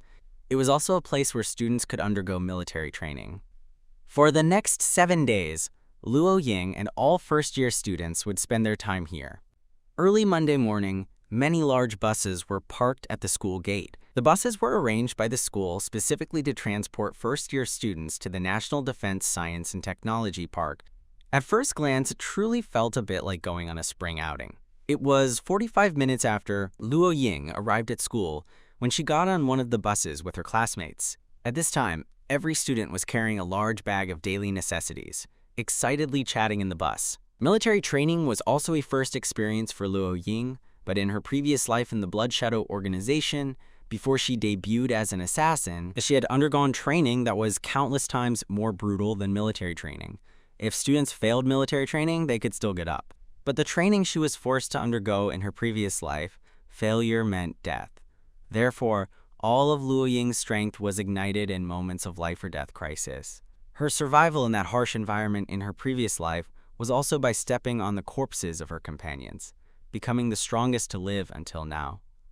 In comparison, the military training students had to endure was insignificant to her. Recalling this, the bus had already traveled a long distance and arrived at the entrance of their destination, Black Forest National Defense Science and Technology Park. I heard that the instructors during military training are all especially handsome. I wonder if our class's instructor will also be especially handsome. I'm so excited. The girls' chattering voices reached Luo Ying's ears. She had no interest in these things. Her peripheral vision, however, followed the window, all the way to the distant National Defense Science and Technology Park.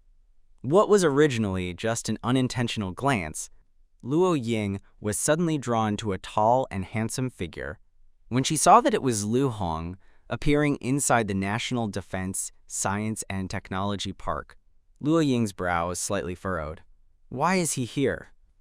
A blind girl merely glanced at her phone during military training and was immediately surrounded by a group of instructors armed with submachine guns. This was because she was the world's #1 ace secret agent and assassin, but had unexpectedly been reborn as an ordinary female student. Not only had she constantly endured bullying from her classmates at school, but even after being caught by the instructor, she was only punished with 500 push-ups, while those who bullied her received no punishment at all. Until this day, a shout broke the silence of the night. "Who cut up my quilt? This is too much." When Luo Ying got closer, she realized that the person crying was none other than Yu Saibei. At this moment, Yu Saibei was holding a quilt that had been cut into strips. Her cries alarmed Instructor Liu. "What's going on?" "Instructor, my quilt is ruined!" Yu Saibei cried.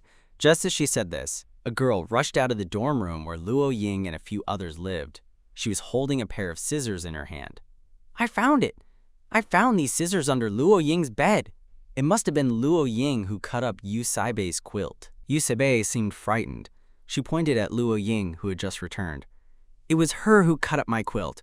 Instructor, I only have this one quilt. How am I supposed to sleep tonight?" Suddenly being falsely accused upon her return, Luo Ying narrowed her eyes. It was clear that Yu Saibei and the girls in the dorm had conspired to frame her. But their acting was simply too terrible. Luo Ying hadn't spoken yet, but Yi Yutong spoke up. Xiao Ying has been with me the whole time. How could she inexplicably go and cut up your quilt? You two are friends, of course. You'll help each other lie. And don't think, I don't know, you've been unhappy with Yu Saibe for a long time now, haven't you? Instructor, you must judge fairly for us. The girl holding the scissors, clearly helping Yu Saibe, also started crying. Her tears were wiped away, one after another, seen by outsiders, and it truly seemed like she was telling the truth. Instructor Liu finally spoke. He looked at Luo Ying sternly. Did you do it? If I say no, will you believe me? Luo Ying sneered, her smile cold and fierce, with even a hint of murderous intent if one looked closely. Even Instructor Liu was startled by Luo Ying's gaze. How could an ordinary female student have such fierce eyes? You cut up someone else's quilt. Tomorrow, I'll punish you to stand in military posture for 1 extra hour compared to other students. Apologize immediately. Luo Ying sneered, neither apologizing nor speaking. Instructor Liu was stunned, but he quickly took action, reaching out to grab Luo Ying, intending to make her apologize to Yu Saibe in front of everyone. Seeing this scene, Yu Saibe showed a triumphant smile. However, just when everyone thought Luo Ying would be easily caught by Instructor Liu and forced to apologize to Yu Saibe, Luo Ying's figure suddenly shifted. Before Instructor Liu could even react, she grabbed his wrist, then used the explosive force of her arm to fiercely lift Instructor Liu, who weighed a good 150 caddies, approximately 165 pounds, directly from the ground. After holding him in midair, she performed a perfect 360-degree shoulder throw, effortlessly slamming the male instructor to the ground. Then, in front of everyone, Luo Ying coldly spoke to Instructor Liu. I'm not used to people touching me. Also, I'll only say this once. Her quilt was not cut by me. The students who had been watching were all shocked, their faces changing drastically when they heard Luo Ying's words. Yi Yutong also stared blankly at her, as if she had never known Luo Ying, her eyes stunned. As for Yu Saibe and the girl who was pointing at Luo Ying with scissors, they were truly just ordinary female students. The tricks they could pull off were, at most, self-directed and self-acted, like the drama they had just performed to frame Luo Ying. But just now, even their class's instructor was easily taken down by Luo Ying. What was going on with Luo Ying? How did she become so powerful? The surrounding male students clapped and cheered. Although none of them knew Luo Ying, based on her performance just now, they all eagerly spoke up for her. Instructor, you're no good. You can't even beat a girl. I think you really misunderstood her. Look at her skills. She wouldn't need to secretly bully anyone. The boys, one after another, began to speak up for Luo Ying. Yu Saibe never dreamed that it would turn out this way. Her face grew increasingly ugly. Instructor Liu, being a military officer, quickly stood up after being slammed to the ground with such force. But the surprise and shock on his face were no less than on any of the students present. Her strength is actually above mine. Is this an innate fighting talent? Or has she received special training stronger than mine? Instructor Liu was utterly baffled. Yu Saibe knew that if she continued to argue, she wouldn't gain anything, and might even be investigated, revealing that she had cut her own quilt to frame Luo Ying. So she immediately put on a weak and fragile act, and quickly changed her tune. Instructor Liu, I'm sorry. It seems I made a mistake. My quilt wasn't cut by Luo Ying. I just remembered. The quilt was already damaged when I brought it from home. I must have taken the wrong quilt, the one Mom prepared for me and the damaged one. Hearing that it was a misunderstanding, Instructor Liu pressed his forehead and nodded, indicating he understood. Then he looked at Luo Ying somewhat awkwardly. He had just misunderstood this innocent female student. It was his fault. Apologies. I misjudged just now. It was my fault. Such an apology would be accepted by anyone. But everyone looked at Luo Ying, waiting for her to accept Instructor Liu's apology. However, to everyone's surprise, Luo Ying, who was being apologized to, didn't even raise her eyes. 8 chilling words came out. Your apology I do not accept. At this, everyone present was stunned. In Dragon Country, there was a widely circulated saying, to admit one's mistake and correct, it is good. Upholding such a principle of conduct, 9 out of 10 people would have accepted Instructor Liu's apology just now. But Luo Ying held a different view. Apologies and pleas for forgiveness were the most useless things in this world. No one would let you off for doing something wrong just because of an apology. The weak should be killed. Only the strong were fit to ascend to the peak of the pyramid and have the right to survive.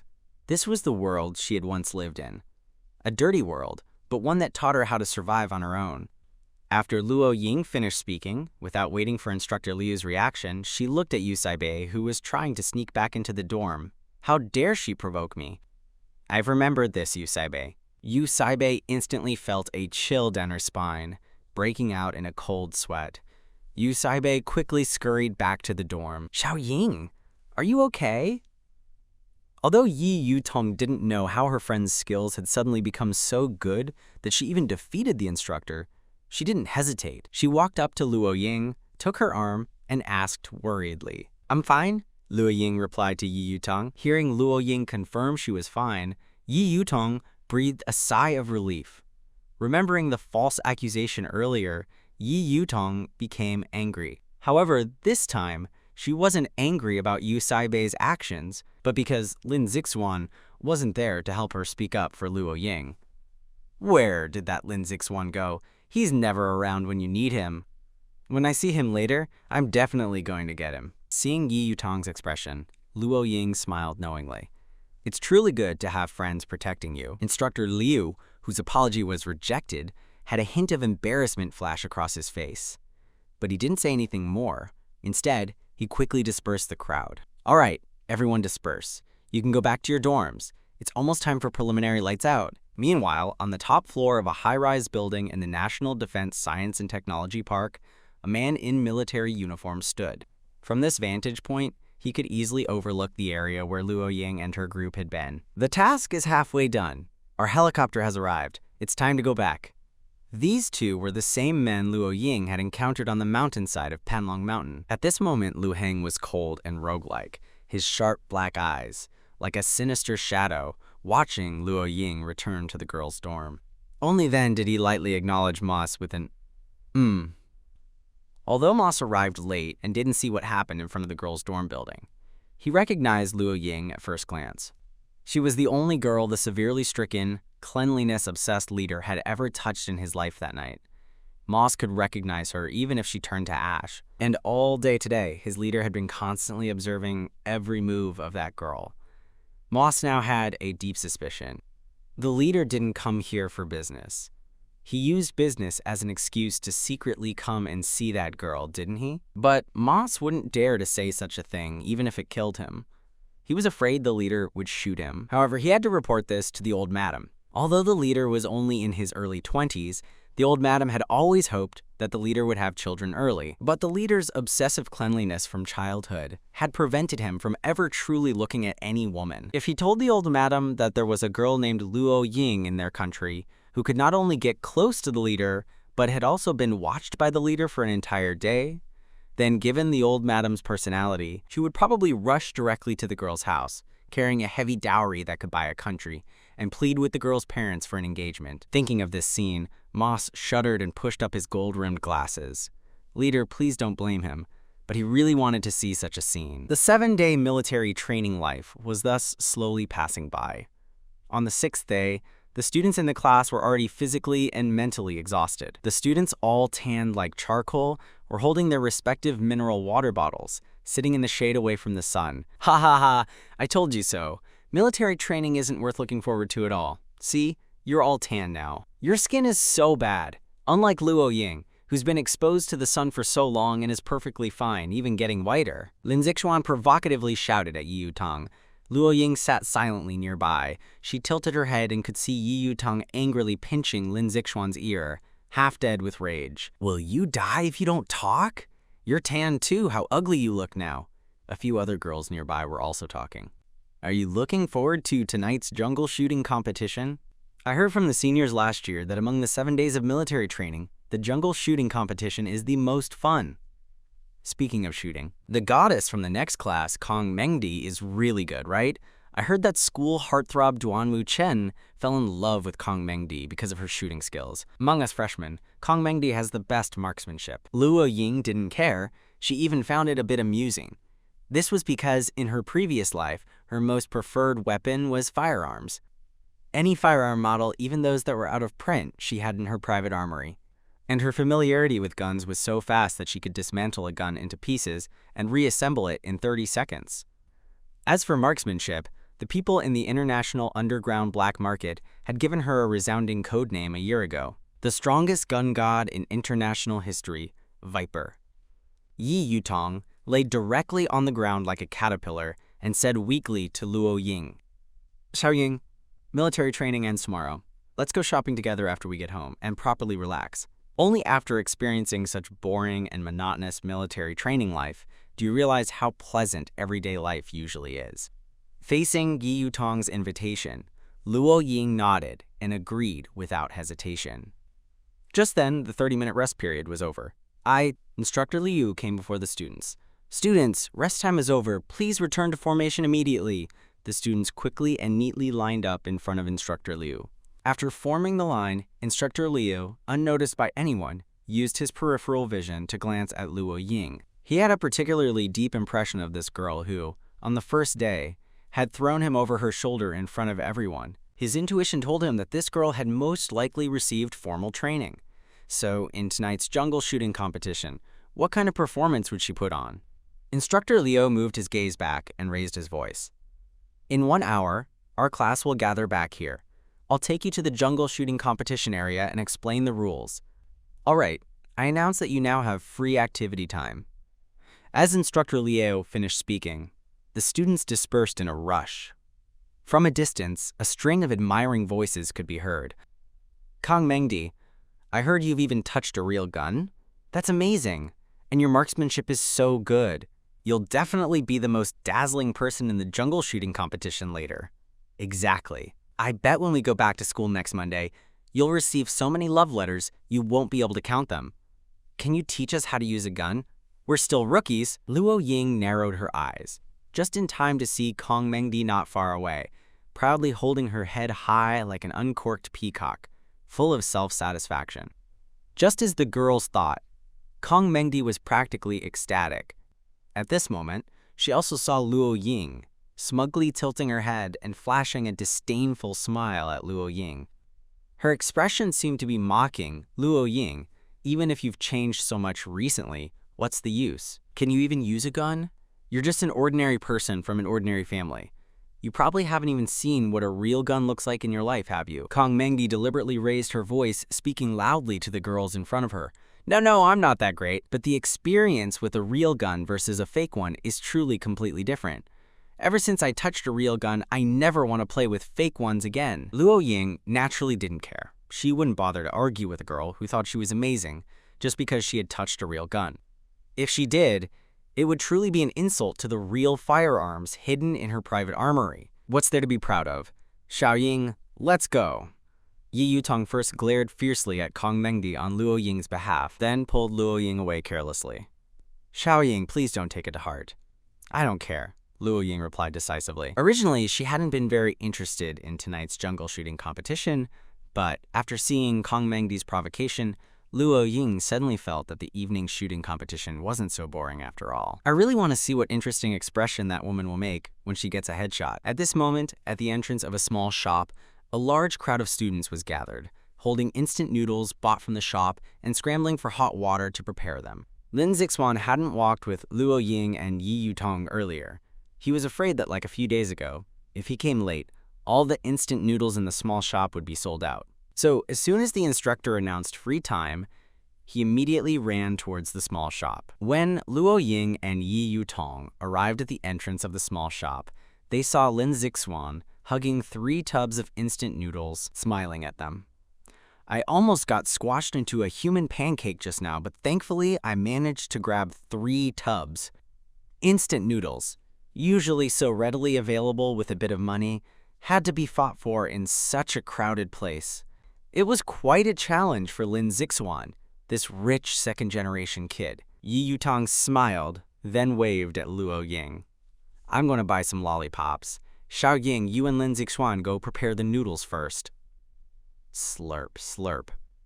Lin Zixuan, like a starving, shapeless chicken, slurped his noodles, keeping his voice low.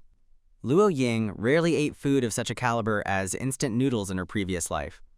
Only after her rebirth did she discover that eating a bowl of instant noodles was also a pleasant experience. So satisfying! I even drank all the soup! Lin Zixuan let out a contented roar. It's almost time to gather. Let's go back quickly. Instructor Liu lightly counted the number of people.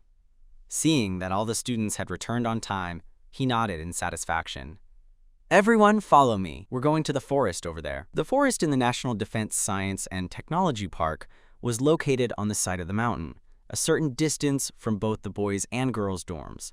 When Luo Ying followed the students from her class here, all the other classes of first-year students from the Second Senior Academy were already lined up and waiting. The head instructor was explaining the competition rules to the students. Fellow students, next I will explain the competition rules to you. The head instructor then pointed to a large pile of helmets next to him. Students, do you see the helmets here? The helmets come in 3 colors: red, yellow, and blue. Our Second Senior Academy has a total of 15 classes. We will divide them shortly. Every 5 classes will be members of the same team. Every member of the same team must wear the same color helmet to indicate that you are part of the same team. In other words, there will be 3 teams in this jungle shooting competition: the red helmet team, the yellow helmet team, and the blue helmet team. All 3 teams are enemies. If someone is a member of the red helmet team, then all students wearing red helmets are on their own team. Conversely, yellow helmets and blue helmets are enemies. Later, each student will be given a rifle. The bullets fired from it are paintballs. When these paintballs hit a person, they will stain your clothes. During the competition, anyone whose clothes are stained indicates that they have been shot and are dead in the game. They will no longer be able to shoot at anyone else. Those who die in the game should immediately return to the assembly area to await the results until only the last team of one color remains. That team wins. After explaining this, the head instructor cleared his throat. Does anyone have any questions? The students answered in unison, "No!" Then, the jungle shooting competition officially begins. Luo Ying's class, along with 4 other classes, was assigned to the blue helmet team. After putting on their blue helmets and receiving their respective rifles, the group walked into the forest. Their group was the first to enter the forest. 5 minutes later, the yellow helmet team entered the forest, and 5 minutes after that, the red helmet team entered. This staggered timing was fair to all teams. Once inside the forest, they could attack anyone who wasn't a teammate at any time. Duan Muchen and Kang Mengdi were not in the same group as Luo Ying. So when they saw Luo Ying walking among the crowd towards the forest, Kang Mengdi's expression turned fierce. She will definitely kill Luo Ying in this game and humiliate her. Duan Muchen's heart was conflicted at this moment. He'd fallen in love with Kang Mengdi precisely because of her good marksmanship, which was different from any other girl. However, seeing Luo Ying not in the same group as him, unable to protect her, Duan Muchen felt a slight disappointment. Luo Ying and the Blue Helmet team, nearly 150 people, entered this large forest together. Some students were already discussing cooperation. Everyone's face showed an eager, raring to go expression, very excited. Luo Ying, how should we proceed? Just as he finished speaking, he saw Luo Ying's figure walking towards where the yellow helmet team would be coming from. She left them with one instruction. You 2 find a place to hide. Don't get found. Yi Yutong was stunned. Then what about you, Xiao Ying? Yi Yutong actually wanted to ask Luo Ying if she wasn't going to hide with them, but she only saw Luo Ying, her back to them, casually flipping the rifle in her hand, revealing the enchanting smile only a hunter makes when